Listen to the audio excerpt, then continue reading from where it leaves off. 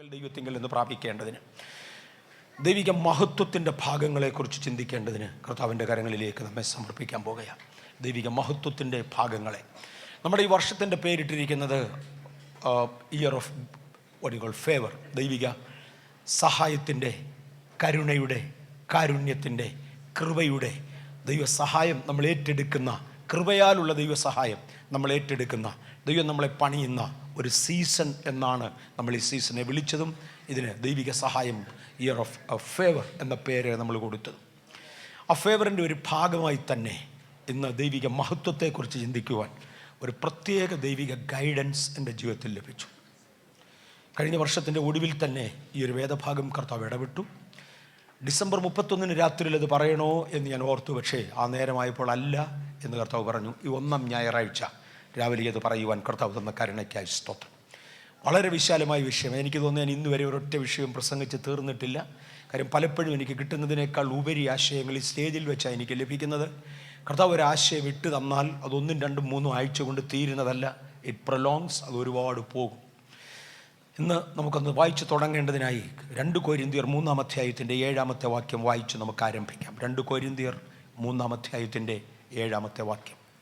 എന്നാൽ കല്ലിൽ അക്ഷരമായി കൊത്തിയിരുന്ന മരണ ശുശ്രൂഷ നീക്കം വരുന്നതായ മോശയുടെ മുഖ തേജസ് നിമിത്തം ഇസ്രായേൽ മക്കൾക്ക് അവന്റെ മുഖത്ത് നോക്കിക്കൂടാതെ വണ്ണം തേജസ് ഉള്ളതായെങ്കിൽ ആത്മാവിന്റെ ശുശ്രൂഷ അധികം തേജസ് ഉള്ളതാകില്ലയോ?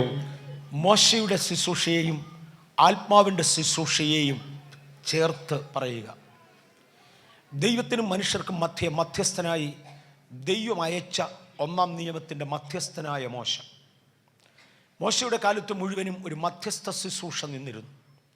മോശയോട് പറഞ്ഞു, നീ ദേവാലയത്തിൽ കടക്ക്, വേറെ ആരും കടക്കരുത്. ജനത്തിന് വേണ്ടി നീ വന്ന് പ്രാർത്ഥിര്, വേറെ ആരും എൻ്റെ ആലയത്തോട് അടുക്കരുത്. കാര്യം അടുക്കാൻ കൊള്ളാവുന്ന ഒരുത്തനെ ഇന്ന് ഞാൻ കാണുന്നില്ല. പഴയ നിയമ പൗരോഹിത്യ ശുശ്രൂഷ മുഴുവനും മോശയുടെ പാരമ്പര്യത്തിൽ തുടർന്നു. എന്നാൽ പുതിയ നിയമത്തിൽ സമയഭേദം കൂടാതെ കൃപാസനത്തോട് അടുത്തു വരേണ്ടതിന് ദേവാലയത്തിലെ തിരശ്ശീലയെ മുകൾ തൊട്ട് താഴോളം ചീന്തിക്കളഞ്ഞ് ദൈവത്തിനും മനുഷ്യർക്കും മധ്യേ ഏകമധ്യസ്ഥനായി 2-ാം നിയമത്തിൻ്റെ മധ്യസ്ഥനായി യേശു രംഗപ്രവേശനം ചെയ്തു. ഒരു 3.5 വർഷം കൊണ്ട് തൻ്റെ വേലയുടെ പ്രാരംഭ ഭാഗം തികച്ച ശേഷം താൻ പറഞ്ഞു, ഞാൻ പോകയാ, ഒരു കാര്യസ്ഥനെ നിങ്ങളോടുകൂടെ തരും. ഈ കാര്യസ്ഥൻ വേല തുടരും. 1-ാം നിയമത്തിൻ്റെ മധ്യസ്ഥനായി മോശ നിന്നതുപോലെ 2-ാം നിയമത്തിൻ്റെ മധ്യസ്ഥനായി യേശു ആരംഭിച്ച് മധ്യസ്ഥതയുടെ ശുശ്രൂഷ പരിശുദ്ധാത്മാവിന് കൈമാറി യേശു ഇവിടെ നിന്ന് സ്വർഗാരോഹണം ചെയ്തു. മോശയുടെ ശുശ്രൂഷയോട് പരിശുദ്ധാത്മാവിൻ്റെ ശുശ്രൂഷയെ ഇന്ന് ഉപമിക്കുന്നു. കൊയ്ത്തിൻ്റെ യജമാനൻ പരിശുദ്ധാത്മാവ, താൻ ആക്കി വെക്കുന്നതിൻ്റെ ശുശ്രൂഷകന്മാർ തന്നോട് സഹകരിച്ച് പ്രവർത്തിക്കുന്നു. നമ്മെ പ്രാർത്ഥിക്കുവാൻ ബലപ്പെടുത്തുന്നത് പരിശുദ്ധാത്മാവ, നമുക്ക് വേണ്ടി മധ്യസ്ഥത ചെയ്യുന്നത് പരിശുദ്ധാത്മാവ. അത് യേശുവാണ് നമുക്ക് വേണ്ടി മധ്യസ്ഥത ചെയ്യുന്നത്. എന്നാൽ യേശുവിൻ്റെ പ്രതിനിധിയായി പരിശുദ്ധാത്മാവിനെ യേശു ഈ ഭൂമിയിൽ തന്നു. തൻ്റെ പ്രതിനിധികളായി നമ്മെ ഇവിടെയാക്കി നമ്മുടെ ഉള്ളിൽ പ്രവർത്തിക്കേണ്ടതിന് പരിശുദ്ധാത്മാവിനെ ഇവിടെ തന്നു. ആദാമിനെ ദൈവമകൻ എന്ന് വിളിച്ചതിനേക്കാൾ ഉപരി നമ്മെ ദൈവമക്കൾ എന്ന് ദൈവം വിളിച്ചു. പരിശുദ്ധാത്മാവിൻ്റെ ശുശ്രൂഷ എന്ന് ഇവിടെ എടുത്തു പറയുന്നത് നമ്മിൽ വ്യാപരിക്കുന്ന ദൈവിക ശുശ്രൂഷയാണ് എന്ന് ഓർപ്പിച്ചുകൊണ്ട് ആ വാക്യം നമുക്ക് ഒന്നുകൂടെ വായിക്കാം. എന്നാൽ കല്ലിൽ അക്ഷരമായി കൊത്തിയിരുന്ന മരണ ശുശ്രൂഷ, അത് മോശയുടെ കാലത്തെ കുറിച്ച് പറയുന്നതാണ്. പല്ലിന് പകരം പല്ല്, കണ്ണിന് പകരം കണ്ണ്, ജീവന് പകരം ജീവൻ. ലോകത്തിൻ പ്രകാരം ലഭിക്കുവാനുള്ള ന്യായപ്രമാണത്തിൻ്റെ ബേസ് എഴുതിക്കൊടുത്തത്, അക്കമിട്ട് എഴുതിക്കൊടുത്തത് മോശയുടെ കയ്യിലാണ്. 10 കൽപ്പനകളുടെ പ്രമാണമായി അവ എഴുതി കൊടുത്തു. ആ കൽപ്പനകൾ ലഭിച്ചു. അന്ന് തന്നെ, അല്ലെങ്കിൽ അധികം താമസിക്കാതെ ആ കൽപ്പനകൾ മുഴുവനും മോശ എറിഞ്ഞുടച്ചു. വാളുള്ളവനെല്ലാം കയ്യിലെടുക്കട്ടെ, യഹോവയുടെ പക്ഷത്തുള്ളവൻ എൻ്റെ അടുക്കൽ പുറത്തു വരട്ടെ, വാളെടുത്ത് വെട്ടിക്കൊള്ളുക എന്ന് പറഞ്ഞുകൊണ്ട് ലേവ്യരെ കൊണ്ട് ഇതര വർഗക്കാരെ വെട്ടിക്കൊല്ലിച്ചു. അക്ഷരത്തിൻ്റെ ശുശ്രൂഷ, കൊല്ലുന്ന ശുശ്രൂഷ, പ്രമാണത്തിൽ നിർത്തേണ്ട ശുശ്രൂഷ. പക്ഷേ ആ ശുശ്രൂഷയുടെ മോശയുടെ മുഖം പ്രകാശിച്ചു. ഇത് പുറപ്പാട് പുസ്തകം 34:30 വായിക്കണ്ട. പുറപ്പാട് പുസ്തകം 34:30 വാക്യത്തിലുണ്ട്. മോശ ചില ദിവസങ്ങൾ ദൈവസന്നിധാനത്തിൽ പോയി ഇരുന്നു. ദൈവസന്നിധാനത്തിൽ പർവ്വതത്തിൻ്റെ മുകളിൽ ഇരുന്നു. പർവ്വതത്തിൻ്റെ മുകളിൽ വെളിപ്പെട്ട ദൈവത്തിൻ്റെ സാന്നിധ്യം കത്തുന്ന തീ പോലെ ഇസ്രായേൽ ജനം കണ്ടു. അവർക്കങ്ങോട്ട് അടുക്കാൻ ഒക്കത്തില്ല. മോശ മധ്യസ്ഥനാണ്, താൻ മാത്രം അവിടെ ഉണ്ട്. ദൈവസാന്നിധ്യത്തിൽ നിന്ന് ഇറങ്ങി വന്ന മോശ, ഞാൻ ഈ ഭാഗം ഒന്നുകൂടി ഇന്ന് തന്നെ തൊടും. ദൈവസാന്നിധ്യത്തിൽ നിന്ന് ഇറങ്ങി വന്ന മോശ അവരുടെ മുഖത്ത് നോക്കാതെ വണ്ണം മോശയുടെ മുഖത്ത് നോക്കുവാൻ അവർക്ക് കഴിയാതെ വണ്ണം പ്രകാശിക്കുകയും അവർ മോശയോട് പറഞ്ഞ്, ദയവ് ചെയ്ത് ഒരു മൂടുപടം കൊണ്ട് അങ്ങയുടെ മുഖം മൂടിയ ശേഷം മാത്രമേ ഞങ്ങളുടെ അടുക്കൽ വരാവൂ, ഞങ്ങൾക്ക് കാണാൻ പറ്റത്തില്ല. ആ ദൈവിക തേജസ്സിൻ്റെ ഒരളവ് പർവ്വതത്തിൻ്റെ മുകളിൽ, ഇതിനേക്കാൾ കവിഞ്ഞ ഒരളവ് മോശ അനുഭവിച്ചു. ഞാൻ അവിടോട്ട് വരുന്നുണ്ട്, അതാ ഞാൻ പറഞ്ഞ ഒന്നുകൂടെ തൊടുമെന്ന്. ആ പർവ്വതത്തിൻ്റെ മുകളിൽ മോശ കണ്ടതായ ആ ദൈവ സാന്നിധ്യത്തിൽ മോശ അങ്ങ് ഇഴുകി. താഴ്വരയിലിരിക്കുന്ന ജനം നോക്കിയപ്പോൾ കത്തുന്ന അഗ്നി പോലെ ആ സാന്നിധ്യം, ആ മഹത്വം അവർ കണ്ടു. ആ സാന്നിധ്യത്തിൽ നിന്ന് പുറത്തു വന്ന മോശ തൻ്റെ മുഖം പ്രകാശിച്ചു എന്നറിഞ്ഞില്ല. പക്ഷെ കണ്ടവർ പറഞ്ഞു, ഞങ്ങളുടെ മുഖം പ്രകാശിക്കുന്നു, അതുകൊണ്ട് ഒരു മൂടുപടമിട്ട് ഞങ്ങളോട് സംസാരിക്കൂ. അങ്ങനെ കല്ലിൽ കൊത്തിയ മരണത്തിൻ്റെ ശുശ്രൂഷ തേജസ്സുള്ളതായി മോശയുടെ മുഖം പ്രകാശിക്കുമാറാക്കിയെങ്കിൽ, വായിച്ചാട്ടതാവട്ടെ. എന്നാൽ കല്ലിൽ അക്ഷരമായി കൊത്തിയിരുന്ന മരണ ശുശ്രൂഷ നീക്കം വരുന്നതായ മോശയുടെ മുഖ തേജസ് നിമിത്തം ഇസ്രായേൽ മക്കൾക്ക് അവന്റെ മുഖത്ത് നോക്കിക്കൂടാതെ വണ്ണം തേജസ്സുള്ളതായെങ്കിൽ ആത്മാവിന്റെ ശുശ്രൂഷ അധികം തേജസ്സുള്ളതാകുകയില്ലയോ? ആത്മാവിന്റെ ശുശ്രൂഷ അതിനേക്കാൾ അധികം തേജസ്സുള്ളതാകയില്ലയോ? സാധാരണക്കാരന് അടുത്തു വരുവാൻ കഴിയാതെ വണ്ണം, സാധാരണക്കാരന് നോക്കുവാൻ കഴിയാതെ വണ്ണം ആത്മാവിന്റെ ശുശ്രൂഷ അധികം തേജസ്സുള്ളതാകയില്ലയോ? കർത്താവായ യേശുവിനെ പിടിക്കുവാൻ വന്ന പടയാളികളോട് നിങ്ങൾ ആരെ തിരയുന്നു എന്ന് യേശു ചോദിച്ചു. അവർ പറഞ്ഞു, ഞങ്ങൾ നസ്രയനാകുന്ന യേശുവിനെ തിരയുന്നു. യേശു ഒരൊറ്റ വാക്ക് പറഞ്ഞു, അത് ഞാനാകുന്നു. ആ വാക്കിൻ്റെ മുമ്പിൽ നിൽപ്പാൻ കഴിയാതെ അവർ പുറകോട്ട് മാറി വീണു. ഒരിക്കലെ തേജസ് ഒരു ശബ്ദം പുറപ്പെടുവിച്ചു. ഞാൻ ആരംഭത്തിൽ പ്രാർത്ഥിച്ചു തുടങ്ങുമ്പോൾ പറഞ്ഞതുപോലെ അത് ഇളകി നിന്ന സമുദ്രത്തിൻ്റെ നടുവിൽ പ്രതികൂലമായി അടിച്ച കാറ്റിനെ നോക്കിക്കൊണ്ടായിരുന്നു. കാറ്റേ അടങ്ങ്, കഴിഞ്ഞു, കാറ്റ് തീർന്നു. കടലേ ശാന്തമാക്, അത് ശാന്തമായി. കോതമ്പ് കൊണ്ടുണ്ടാക്കിയ ഒരു 5 അപ്പം തൃക്കരങ്ങളിലേക്ക് ഉയർത്തി ഒന്ന് വാഴ്ത്തി. ആ സാന്നിധ്യം അതിനെ പിച്ച് കീറി. ആത്മാവിൻ്റെ ശുശ്രൂഷ 5 അപ്പം കൊണ്ട് 5000 പേരെ തൃപ്തീകരിച്ചു. ഈ സാന്നിധ്യം ഒരിക്കൽ യായിറോസിൻ്റെ കൊച്ചുമകളുടെ കയ്യിൽ പിടിച്ചു, ഒന്ന് പൊക്കി. മരിച്ചവൾ തൻ്റെ എഴുന്നേറ്റ് വന്നു. മരിച്ച് 4 ദിവസം കഴിഞ്ഞ് ലാസറിൻ്റെ അടുക്കൽ ചെന്ന് ഒരു വിളി വിളിച്ചു, ലാസറെ പുറത്തു വരിക. അദ്ദേഹം പുറത്തു വന്നു. നമുക്കറിയാം ഇതേ ശബ്ദം ഇനി ഒരിക്കൽ മധ്യാകാശത്തിൽ നിന്നുകൊണ്ട് എൻ്റെ വൃതന്മാരെ മടങ്ങി വരിക ഒരു വിളിയുണ്ട്. ഈ ശബ്ദം, ഈ സാന്നിധ്യം, ഈ തേജസ്, ഈ ദൈവം, ഈ ശുശ്രൂഷ അധികം തേജസ്സുള്ളതാകയില്ലയോ? ആയിരിക്കും. അപ്പോസ്തലപ്രവൃത്തികളുടെ പുസ്തകം 7-ാം അധ്യായം 2-ാം വാക്യത്തിലേക്ക് തിരിഞ്ഞാൽ ദൈവത്തെ തേജോമയൻ എന്ന് വിളിച്ചുകൊണ്ട് പുതിയ നിയമത്തിലെ ശുശ്രൂഷയും പഴയ നിയമത്തിലെ ശുശ്രൂഷയ്ക്കും ഒരളവിൽ തുടക്കം കുറിക്കുക. ഒന്ന് വായിച്ചാട്ടെ, അപ്പോസ്തലപ്രവൃത്തികൾ 7:2. പുതിയ നിയമത്തിലെ ശുശ്രൂഷയും പഴയ നിയമത്തിലെ ശുശ്രൂഷയും ഒരളവിൽ ആരംഭിക്കുമ്പോൾ ദൈവത്തെ തേജോമയൻ എന്ന് വിളിച്ചുകൊണ്ട് തുടങ്ങുന്നു. വായിച്ചാട്ടെ. ഇതുള്ളത് തന്നെയോ എന്ന് മഹാപുരോഹിതൻ ചോദിച്ചതിന് അവൻ പറഞ്ഞത്, സഹോദരന്മാരും പിതാക്കന്മാരുമായ പുരുഷന്മാരെ കേൾപ്പീൻ. നമ്മുടെ പിതാവായ അബ്രഹാം ഹാരാനിൽ വന്ന് പാർക്കും മുമ്പേ മെസ്സപ്പൊത്തോമിയിൽ ഇരിക്കുമ്പോൾ തന്നെ തേജോമയനായ ദൈവം അവന് പ്രത്യക്ഷനായി. എന്തുകൊണ്ട് തേജോമയൻ എന്ന പേര് ഇവിടെ കൊടുത്തു? തൻ്റെ മുഴു തേജസ്സിൽ ഇറങ്ങിയാൽ സ്വർഗത്തിനും ഭൂമിക്കും തന്നെ ഒതുക്കുവാൻ കഴിയുകയില്ല. സകലതും കരിഞ്ഞ് ചാമ്പലാകും. തൻ്റെ വാക്കിനാൽ ഈ പ്രപഞ്ചത്തെ സൃഷ്ടിച്ചുവെന്ന് ദൈവത്തിൻ്റെ തിരുവചനം പറയുന്നതിനെ നാം വ്യക്തമായി കഴിഞ്ഞ ദിവസങ്ങളിൽ അനലൈസ് ചെയ്ത് പഠിച്ചു. ഇന്നത്തെ ശാസ്ത്രലോകം പരസ്യമായി വിളിച്ചു പറയുന്നു, ഏത് വാക്കിനാൽ പ്രപഞ്ചം സൃഷ്ടിക്കപ്പെട്ടോ അതേ വാക്കിനാൽ ഈ പ്രപഞ്ചം കത്തി നശിക്കും. പത്രോസ് അപ്പോസ്തലൻ ഇത് നൂറ്റാണ്ടുകൾക്ക് മുന്നമേ, സഹസ്രാബ്ദങ്ങൾക്ക് മുന്നമേ ആത്മാവിൽ എഴുതിയതാണെങ്കിലും ആ തേജസ് ഒരുമിച്ചൊന്ന് ഇറങ്ങിയാൽ, ആ തേജസ് ഒരളവിൽ കവിഞ്ഞിവിടെ വന്നാൽ ഇത് മുഴുവനും കൂടെ കത്തിച്ചാമ്പലാകും. അതുകൊണ്ട് തേജസ്സിൽ ഇറങ്ങുവാൻ ദൈവത്തിന് ഒരിക്കലും കഴിഞ്ഞിട്ടില്ല. തേജോമയൻ, ആ തേജസ്സിൻ്റെ സ്വഭാവമുള്ളവൻ, ആ തേജസ്സിൻ്റെ രൂപമുള്ളവൻ, പക്ഷേ സ്വയം പ്രകാശിക്കുന്നവനായി, ചോദിക്കാതെ മറുപടി പറയുന്നവനായി, ഇങ്ങോട്ട് വിളിച്ചെഴുന്നേൽപ്പിച്ച് നടത്തുന്നവനായി, വരുവാനുള്ള കാര്യങ്ങൾ പറയുന്നവനായി, നടത്തിപ്പുകൾ പറഞ്ഞു തരുവാനായി ഒരിക്കൽ നമ്മുടെ പിതാവിൻ്റെ അടുക്കൽ ഇറങ്ങി വന്നു. അതാണ് അബ്രഹാം. പുതിയ നിയമത്തിൽ നാം പറയുന്ന സുവിശേഷത്തിൻ്റെ യഥാർത്ഥ ആരംഭം അബ്രഹാമിലാണ് ആരംഭിക്കുന്നത്.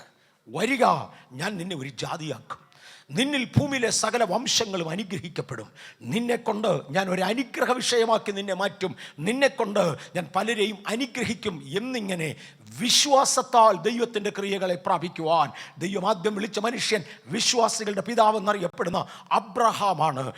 അദ്ദേഹം ഹാരാനിൽ വന്ന് പാർക്കുന്നതിന് മുന്നമേ മെസപ്പൊത്താമിയയിൽ ഇരിക്കുമ്പോൾ തന്നെ തേജോമയനായ ദൈവം തനിക്കൊന്ന് വെളിപ്പെട്ടു. ഇന്ന് പകൽ എൻ്റെ ശബ്ദത്തിൻ്റെ മുമ്പിൽ ഇരിക്കുന്ന ഹാർവസ്റ്റ് ടെലിവിഷനിലാകാം, വെബ്കാസ്റ്റിലൂടെയാകാം, വേറെ ഏത് മീഡിയയിലും കൂടെയാകാം, അനേക മീഡിയകളിൽ ഇന്നെന്നെ വ്യക്തിപരമായി ശ്രദ്ധിക്കുന്നവർ, നാളെ CD-കളിലൂടെ ഇത് തിരിച്ച് ലഭിക്കുവാൻ പോകുന്നവരെ, നമ്മുടെ പൂർണ്ണ രൂപത്തിൽ നാം എത്തിയിട്ടില്ല. നമ്മുടെ ശുശ്രൂഷ എന്തെന്നതിൻ്റെ ബ്ലൂ പ്രിന്റ് ഇതുവരെ നമ്മുടെ കയ്യിൽ ലഭിച്ചിട്ടില്ല. അബ്രഹാം മെസപ്പൊത്താമിയയിൽ ഇരിക്കുമ്പോൾ എന്താകുമെന്നത് എനിക്ക് അറിഞ്ഞുകൂടാ, ഏതാകുമെന്നത് എനിക്ക് അറിഞ്ഞുകൂടാ, ദൈവിക ഉദ്ദേശത്തെക്കുറിച്ച് ഞാൻ ചിന്തിച്ചിട്ടില്ല. ആ കാലത്താണ് ദൈവത്തിന് അദ്ദേഹത്തിനൊരു ഉദ്ദേശം ഉണ്ടായിരുന്നതിനാൽ ആ തേജസ്സിൻ്റെ മയം കലർന്ന രൂപത്തിൽ, ആ തേജസ്സിൻ്റെ മയം കലർന്ന രൂപത്തിൽ എന്ന് പറഞ്ഞാൽ വെറും ഓർഡിനറി ആയി വന്നാൽ ആർക്കും മനസ്സിലാകത്തില്ല. ഇന്ന് പകൽക്കാലം ദൈവത്തിൻ്റെ തിരുവചനം എന്നോടും നിങ്ങളോടും ഇടപെടുമ്പോൾ ചിലരുടെ ശരീരത്തിൽ രോമാഞ്ചം ഉണ്ടായിക്കൊണ്ട് തേജസ്സിൻ്റെ ഒരു മയമെങ്കിലും വെളിപ്പെട്ടുകൊണ്ട് ഈ ശബ്ദത്തിന് എന്തോ ഒരു പ്രത്യേകത ഉണ്ടെന്ന് പറഞ്ഞുകൊണ്ട് ഇന്ന് പകൽ ചിലരോട് ഇടപെടുന്നെങ്കിൽ അത് ഈ സ്റ്റേജിൽ നിൽക്കുന്ന മനുഷ്യൻ്റെ ശബ്ദമല്ല, ഈ സ്പീക്കറിലൂടെ വരുന്ന ശബ്ദമല്ല, പകരം അതിൻ്റെ ഉടമസ്ഥനായ വേറൊരുവനുണ്ട്. ആ ശബ്ദമാണ് ഈ വരുന്നത്, തേജോമയന്റെ ശബ്ദം. യോഹന്നാനോട് ഒരിക്കൽ ആളുകൾ വന്ന് ചോദിച്ചു, നീ ആരാണ്? അദ്ദേഹം പറഞ്ഞു, എനിക്കൊരു വ്യക്തിത്വം പറയുവാനില്ല, പറയുവാനുണ്ടെങ്കിൽ എൻ്റെ പുറകിൽ ഒരുവൻ ഉണ്ട്, ഞാൻ അവൻ്റെ ശബ്ദമാ. ഇന്ന് പകൽക്കാലം എൻ്റെ പിൻപിലുള്ളവൻ്റെ ഒരു ശബ്ദമാണ് ഈ സ്പീക്കറിലൂടെ നിങ്ങൾ കേൾക്കുന്നത്, ഈ മീഡിയകളിലൂടെ നിങ്ങൾ അനുഭവിക്കുന്നത്. ഈ ശബ്ദം ഇടപെടുകയാണ്. അബ്രഹാമേ, എനിക്കൊരു പദ്ധതിയുണ്ട്. ദൈവമൈതലേ, എനിക്കൊരു പദ്ധതിയുണ്ട്. നീ ഇരിക്കുന്നിടത്ത് ഉറച്ചിരുന്നത് കൊണ്ട് ആ പദ്ധതിയിൽ എനിക്ക് നിന്നെ ഉയർത്തുവാൻ കഴിയുകയില്ല. വിടേണ്ടത് വിടുക, എൻ്റെ വാക്കിൻ്റെ മുമ്പിൽ ഇറങ്ങുക. ഞാൻ നിന്നെ വലിയവനാക്കും, ജാതികളെ നിന്നിൽ നിന്ന് ഉത്ഭവിപ്പിക്കും, രാജാക്കന്മാരെ നിന്നിൽ നിന്ന് കൊണ്ടുവരും. നിന്റെ പേർ ഞാൻ മായിച്ചു കളകയില്ല, നിന്റെ പേർ ഞാൻ വലുതാക്കി എടുക്കും, നിന്റെ പേർ ഞാൻ എഴുതിയിടുകയാണ്. അത് ലോക ചരിത്രത്തിന് മായിക്കാനൊക്കത്തില്ല, ഒരു കാലഘട്ടത്തിന് മായിക്കാനൊക്കത്തില്ല. കാരണം വിളിച്ചതാരാന്നറിയാമോ? തേജോമയൻ. ഈ തേജോമയന്റെ ഒറിജിനാലിറ്റി എന്താണെന്നറിയാമോ? ഞാനാകുന്നവൻ.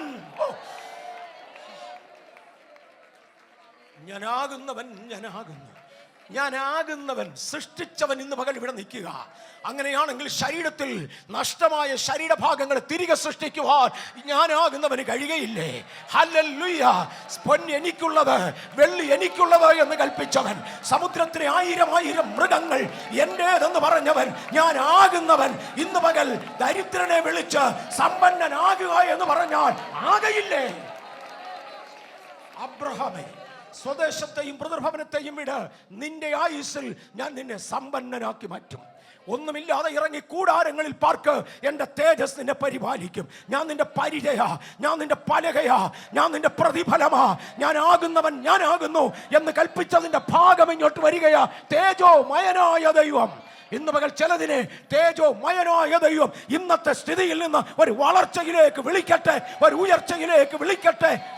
അതാ സുവിശേഷത്തിന്റെ ആരംഭം. പഴയ നിയമത്തിലും പുതിയ നിയമത്തിലും സുവിശേഷം അബ്രഹാമിലാണ് ആരംഭിക്കുന്നത്. വിശ്വാസത്താൽ അബ്രഹാം എല്ലാ കാര്യങ്ങളും ദൈവം കൽപ്പിച്ചത് പ്രവർത്തിച്ചു. പക്ഷേ പ്രവൃത്തി കേവലം ക്രിയയായിട്ടല്ല, വിശ്വാസത്തിന്റെ പ്രകടനമായി ദൈവം കണക്കിട്ടു. നമ്മൾ ഒരിക്കലും ക്രിയകൾ കൊണ്ട് വിടുവിക്കപ്പെടുന്നവരല്ല. പ്രവൃത്തിയില്ലാത്ത വിശ്വാസത്താലും ആരും വിടുവിക്കപ്പെടത്തില്ല. പ്രവൃത്തിയില്ലാത്ത വിശ്വാസം നിർജീവമാണ്. പ്രവൃത്തിയും വിശ്വാസവും ഒരുമിച്ച് ചേർക്കേണ്ടതിന്, അബ്രഹാമിൽ ഇതൊന്ന് കമ്പൈൻ ചെയ്യേണ്ടതിന് തേജോമയനായ ദൈവം വെളിപ്പെട്ടു. പുറപ്പാട് പുസ്തകം 24:17 ഈ ദൈവം പിന്നത്തേതിൽ മോശയ്ക്കൊന്ന് വെളിപ്പെട്ടു. വായിക്കുന്നില്ല? പുറപ്പാട് 24:17. ഈ പിന്നത്തേതിൽ ഇത് മോശയ്ക്കൊന്ന് വെളിപ്പെട്ടു. മോശ സാന്നിധ്യത്തിന്റെ മുകളിലാ. ഇതാ ഞാൻ പറഞ്ഞത്, ഒന്നുകൂടെ വരുമെന്ന്. ജനം താഴ്വരയിൽ നിന്ന് നോക്കുമ്പോൾ കത്തുന്ന തീ പോലെ ദൈവത്തിന്റെ മഹത്വം അവർ കണ്ടു. ദൈവത്തിന്റെ തേജസ്, ദൈവത്തിന്റെ മഹത്വം. കാബൂത്ത്, കത്തുന്ന ദീപം പോലെ, തീ പോലെ ഇസ്രായേൽ ജനത്തിന് കാണപ്പെട്ടു. നമ്മളെപ്പോഴും കണ്ടാൽ ആ കണ്ടത് അതുപോലെ അതൊന്നും തെറ്റിദ്ധരിക്കരുത്. ദൈവത്തിൻ്റെ മഹത്വത്തിൻ്റെ ഭാഗങ്ങളാണ് നമ്മൾ കാണുന്നത്. കർത്താവ് പണ്ട് വെളിപ്പെട്ടിരുന്നത് എങ്ങനെയാണെന്നറിയാമോ? ഭാഗമായും വിവിധമായും പ്രവാചകന്മാർ മുഖേന ഇടപെട്ടു. ദൈവത്തിൻ്റെ പഴയ നിയമ വെളിപ്പാടും ഇന്ന് വരെയുള്ള സകല വെളിപ്പാടുകളും ഭാഗികമാണെന്ന് മറക്കരുത്. പുത്രനിൽ അതിൻ്റെ പൂർത്തീകരണമുണ്ട്. എന്നാൽ നാം കാണുന്ന പലതും ഭാഗികമാണ്. ഭാഗികമായി ദൈവിക വെളിപ്പാട് കണ്ട പലയിടങ്ങളിലും വേണ്ടതുപോലെ മനസ്സിലാക്കാൻ കഴിഞ്ഞിട്ടില്ല. കാര്യം ഭാഗമായി ഇടപെട്ടു. പഴയ നിയമത്തിലെ പല പ്രവചനങ്ങളും അതിൻ്റെ പൂർണ്ണതയിൽ എത്തണമെങ്കിൽ പുതിയ നിയമത്തിലെ ക്രിസ്തു ഇറങ്ങി നിന്നേ മതിയാകുകയുള്ളൂ. പുതിയ നിയമത്തിലെ ക്രിസ്തു ഇറങ്ങി നിൽക്കുമ്പോൾ പഴയ നിയമത്തിലെ സകല പ്രവചനങ്ങളും അർത്ഥവത്തായി പ്രകാശിക്കപ്പെട്ടു വരുന്നത് നമുക്ക് കാണാൻ കഴിയും. കാര്യം ഭാഗമായി പണ്ടിടപെട്ടു. അന്ന് ഭാഗമായി ഇടപെട്ടതിൻ്റെ ഒരു വശമായിരുന്നു തീ പോലെ ജനത്തിന് വെളിപ്പെട്ടത്. ആ ഭാഗത്ത് നിന്നുകൊണ്ട് കർത്താവ് പറഞ്ഞു, ഞാൻ ദഹിപ്പിക്കുന്ന അഗ്നിയാ. ഞാൻ ആരാന്ന് നിങ്ങൾക്ക് അറിഞ്ഞുകൂടാ, ഞാൻ ദഹിപ്പിക്കുന്ന അഗ്നിയാ. അടുത്തുകൂടാത്ത വെളിച്ചത്തിൽ വസിക്കുന്നവനാ. നിങ്ങൾ കണ്ടത് കത്തുന്ന ദീപം പോലെയാണ്. അതെ, ആ കാഴ്ച കത്തുന്ന ദീപം പോലെ ഇസ്രായേൽ ജനത്തിന് തോന്നി. 40-ാം അധ്യായത്തിന് 34, 39 വാക്യങ്ങൾ വായിക്കുമ്പോൾ മോശ അതിനകത്ത് നിന്നു, പക്ഷേ മോശയുടെ മുഖമൊക്കെയും പ്രകാശിച്ചു. ഞാൻ അങ്ങ് മാറുകയാണ്. 40-ാം അധ്യായത്തിൻ്റെ 40-ാം അധ്യായം പുറപ്പാട് പുസ്തകം 40-ന്റെ 34, 39 വാക്യങ്ങൾ വായിക്കുമ്പോൾ ഒന്ന് തൊടുകയാണ്, വായിക്കാനല്ല, ഒന്ന് തൊടുകയാണ്. ഈ പർവ്വതത്തിൻ്റെ മുകളിൽ മോശയ്ക്ക് വെളിപ്പെട്ട ദൈവസാന്നിധ്യത്തിൻ്റെ അകത്ത് മോശ അങ്ങിരുന്നു. ഒന്നുകൂടെ ശ്രദ്ധിച്ച് കേട്ടോണം. പർവ്വതത്തിൽ ദൈവസാന്നിധ്യത്തിൽ വന്ന മോശ ആ സാന്നിധ്യത്തിൽ നിന്നു. അദ്ദേഹത്തിൻ്റെ മുഖം പ്രകാശിക്കുമാറായി. ദൈവസാന്നിധ്യത്തിൻ്റെ ആ അളവ് മോശയ്ക്ക് വഹിക്കാവുന്നതേ ഉള്ളായിരുന്നു. എന്നാൽ മോശയെ 10 കൽപ്പനകൾ എഴുതിയ 2 പലകകൾ കൊടുത്ത് ദൈവം താഴ്വരയിലേക്ക് അയച്ചു. താഴ്വരയിൽ വന്നപ്പോൾ ആദ്യം കണ്ടത് കൽപ്പനയുടെ ലംഘനമാണ്. മോശയ്ക്ക് അരിശം വന്നു. അദ്ദേഹം തൻ്റെ കയ്യിലുണ്ടായിരുന്ന കൽപ്പലകകൾ എറിഞ്ഞുടച്ചു. പിന്നത്തേതിൽ വീണ്ടും തന്നെ അനുദപിച്ചു. അടുത്തൊരു 40 ദിവസം കൂടി ഉപവസിച്ചു. ഒരു 40 കഴിഞ്ഞാണ് ആദ്യത്തെ കൽപ്പലകൾ ലഭിച്ചത്. രണ്ടാമതൊരു 40 ദിവസം കൂടി ഉപവസിച്ചു. ദൈവസാന്നിധ്യത്തിൽ കയറി. വീണ്ടും ദൈവസാന്നിധ്യം വെളിപ്പെട്ടു. മോശ ദൈവസാന്നിധ്യത്തിൽ ഇരുന്നു. 2-ാം പ്രാവശ്യം ദൈവം 2 കൽപ്പലകളിലായി പഴയ 10 കൽപ്പനകൾ തെറ്റുകൂടാതെ എഴുതി കൊടുത്തു. അതുമായി മോശ താഴ്വരയിൽ വന്നു. ജനത്തെ അത് പറഞ്ഞു പഠിപ്പിച്ചു. ജനത്തെ അതിന് ഒത്തവണ്ണം നടത്തി. പർവ്വതത്തിൽ വെച്ച് കാണിച്ചു കൊടുത്ത മാതൃക പ്രകാരം യഹോവയായ ദൈവത്തിനൊന്ന് ഇറങ്ങി വസിക്കേണ്ടതിന് ഭാഗികമായി ഒന്ന് വെളിപ്പെടുവാൻ, ഭാഗമായി ഒന്ന് വെളിപ്പെടുവാൻ ഒരു കൂടാരം പണിയാൻ മോശയോട് ആവശ്യപ്പെട്ടു. മോശ ആ കൂടാരം പണിതു. മറക്കല്ല്, തോലുകൊണ്ട് മൂടിയ ഒരു കൊച്ചു കൂടാരം, പലകകൾ കൊണ്ട് നിർമ്മിക്കപ്പെട്ട മതിലുകൾ, അഴിച്ചുപെറുക്കി കൊണ്ടു നടക്കാവുന്ന ഒരു മൊബൈൽ ടെൻറ്റ്. ഇതാണ് മോശ ഉണ്ടാക്കിയത്. ഒരു വിലപിടിപ്പുള്ള കെട്ടിടമല്ല. ഞാൻ ഒന്നുകൂടെ എടുത്തു പറയാം, ഒരു വിലപ്പിടിപ്പുള്ള കെട്ടിടമല്ല. വിലപ്പിടിപ്പുള്ള കെട്ടിടത്തെ ഞാൻ എതിർക്കുകയല്ല. വിലപ്പിടിപ്പുള്ള കെട്ടിടത്തിൻ്റെ അനുകൂലതയിലേക്ക് ഞാൻ കയറാൻ പോകാം. പക്ഷേ ആലയത്തിൻ്റെ തുടക്കം ഒരു ടെൻറ്റിലാണെന്ന് പറയുക. നമ്മുടെ ആലയം അതാന്നു. സ്തോത്രം. യഹോവയുടെ ആലയം മണ്ണിൽ ആരംഭിക്കുന്നത് മോശയുടെ കൈകൊണ്ട് പണിത് ഒരു ടെൻറ്റിലാണ്. പക്ഷേ അതിനകത്തെ അളവുകൾ മുഴുവനും യഹോവയായ ദൈവം അളന്ന് പറഞ്ഞു കൊടുത്തു. തന്നെ മുഴുവനും മോശയ്ക്ക് പറഞ്ഞു കൊടുത്തു. മോശേ, ഇന്നിടം മുതൽ ഇന്നിടം വരെ ഇന്ന നീളം, ഇന്ന വീതി, ഇന്ന ഉയരം, പണിയേണ്ട പലകകളുടെ കട്ടി ഇന്നത്, പലകകളുടെ ഉയരം ഇന്നത്, വണ്ണം ഇന്നത്, സകലതും പറഞ്ഞു കൊടുത്തു. ഞാൻ പലപ്പോഴും പറയാറുണ്ട്, ദൈവിക അളവുകളിൻ പ്രകാരം പണിയുന്ന പണിയെക്കുറിച്ച്. ഓരോ പലകയ്ക്കും ഇന്ന ഉയരം വേണം, 10 മുഴം ഉയരം വേണം, 1.5 മുഴം വീതി വേണം. ഞാൻ പറയാറുള്ളൊരു ഉദാഹരണമുണ്ട്. ചില പലകയ്ക്ക് നീളം കൂടുതലാണ്, വീതി കുറവുമാണ്. തിരിച്ചും വരും. അപ്പം ഞാൻ സാധാരണ പറയാറുണ്ട്, അച്ചായന് നീളം അല്പം വണ്ണം കുറവാണെങ്കിലും സാരമില്ല, വണ്ണം കൂടുതലുണ്ടല്ലോ എന്ന് പറഞ്ഞാൽ 8 മണിക്ക് സഭായോഗം എന്ന് പറഞ്ഞാൽ പുള്ളി 8:30 വരത്തുള്ളായിരിക്കും. പിന്നെ അപ്പോൾ ഒരു കസേര ഓക്കിപ്പേ ചെയ്തല്ലോ, ദശാംശം കറക്റ്റ് ഇഞ്ഞ് കൊണ്ടുവരുമല്ലോ. ഉപവാസ പ്രാർത്ഥനയ്ക്കൊന്നും വന്നില്ലെങ്കിലും പാട്ട് പാടുമ്പോൾ ശബ്ദം കേൾക്കാമല്ലോ. നീളം ഇച്ചിരി കുറവാണെങ്കിലും വണ്ണം ഉള്ളത് കൊണ്ട് നമുക്കങ്ങ് കോമ്പൻസേറ്റ് ചെയ്യാം. ഞങ്ങളെല്ലാം അങ്ങനെ. പക്ഷേ കർത്താവ് പറഞ്ഞു, എൻ്റെ ആലയം പണിയുമ്പോൾ ഈ സാധനത്തെ ഒന്നും എടുക്കില്ല. വെട്ടുകുഴിയിൽ വെച്ച് തന്നെ കുറവ് തീർത്ത കല്ലുകൾ കൊണ്ട് മാത്രമേ എൻ്റെ ആലയം പണിയത്തുള്ളൂ. നമ്മളെല്ലാം ഇവിടെ കുറവ് തീരേണ്ട ആഴ്ചയാണ്. വരുന്ന ആഴ്ചത്തേക്ക് ഞാൻ ഈ പറഞ്ഞ കുറവുകളൊന്നും കാണില്ല. ഇവിടെ വെച്ച് തന്നെ കുറവ് തീർന്ന് അങ്ങോട്ട് കയറണം. ഈ പലകകൾ കൊണ്ട് പണിതു. ഇതെല്ലാം ടെമ്പററിയാ. എപ്പോൾ വേണേലും അഴിക്കാം, എപ്പോൾ വേണേൽ കൊണ്ടുപോകാം.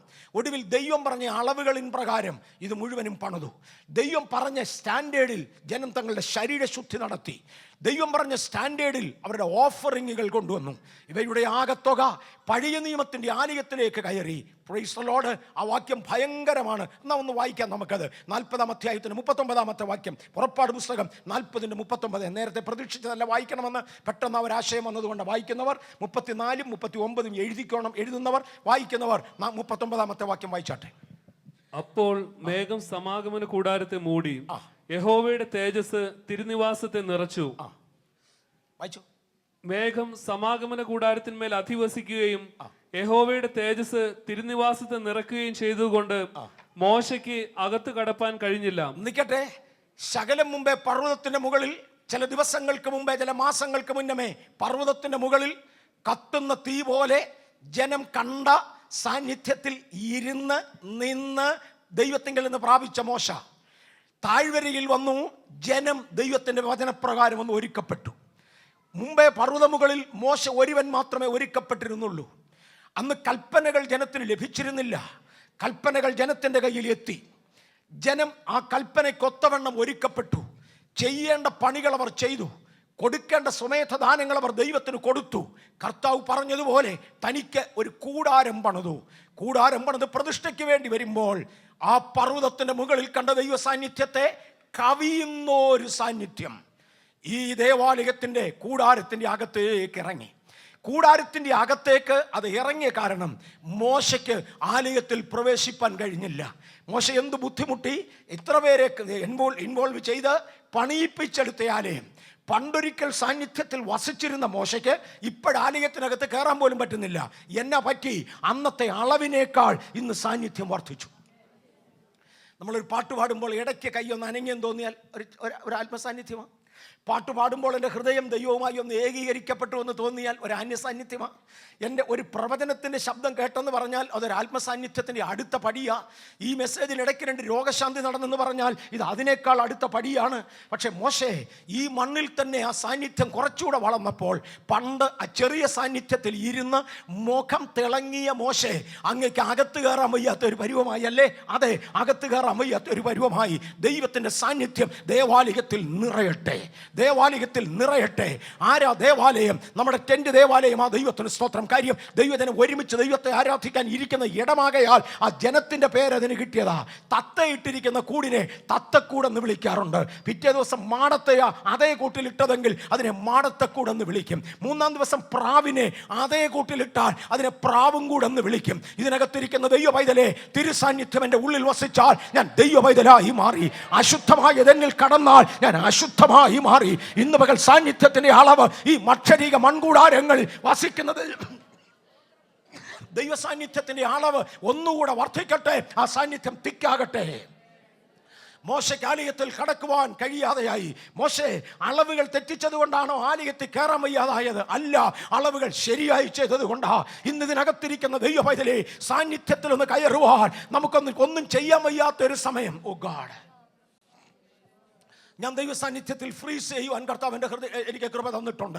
ഒന്നും ചെയ്യാൻ വയ്യാത്തൊരു സാഹചര്യം. പക്ഷെ മോശയ്ക്ക് മാത്രമേ ഈ പരിപാടി അറിയത്തുള്ളൂ. വേറെ ആർക്കും ഇതിനെക്കുറിച്ച് അറിയാൻ വയ്യ. കാര്യം അങ്ങേരെ ആലയത്തിൽ കയറാൻ ശ്രമിച്ചുള്ളൂ, തന്നെ കൊണ്ടൊക്കാതെയായി. ദൈവ സാന്നിധ്യത്തിൽ ഫ്രീസ് ചെയ്തു പോയത് എനിക്കറിയാം. അനങ്ങാൻ കഴിയാതെ കടന്നത് എനിക്കറിയാം. എഴുന്നേക്കാൻ വയ്യാതെ കടന്നത് എനിക്കറിയാം. ഇതിനകത്ത് ഈ അനുഭവമുള്ളവർ പലരുണ്ട്. സാന്നിധ്യത്തിൻ്റെ അളവുകൾ വേറെയാ. കുറച്ച് നാൾ കഴിഞ്ഞു, ദാവീദിനൊരു മകൻ ജനിച്ചു. ശലോമോൻ എന്ന് പേരിട്ടു. ദൈവം ശലോമോനെ അങ്ങ് അനുഗ്രഹിച്ചു. ദാവീദിന്റെ പ്രാർത്ഥനയ്ക്കൊത്തവണ്ണം ദൈവം ശലോമോനെ വളർത്തി. അവൻ ജ്ഞാനം ദൈവത്തോട് ചോദിച്ചു വാങ്ങി. ദൈവം ധനവും ബഹുമാനവും എല്ലാം അവന് കൊടുത്തു. ചോദിച്ചതിലും നനച്ചതിലും അത്യന്തം പരമായി നടത്തി.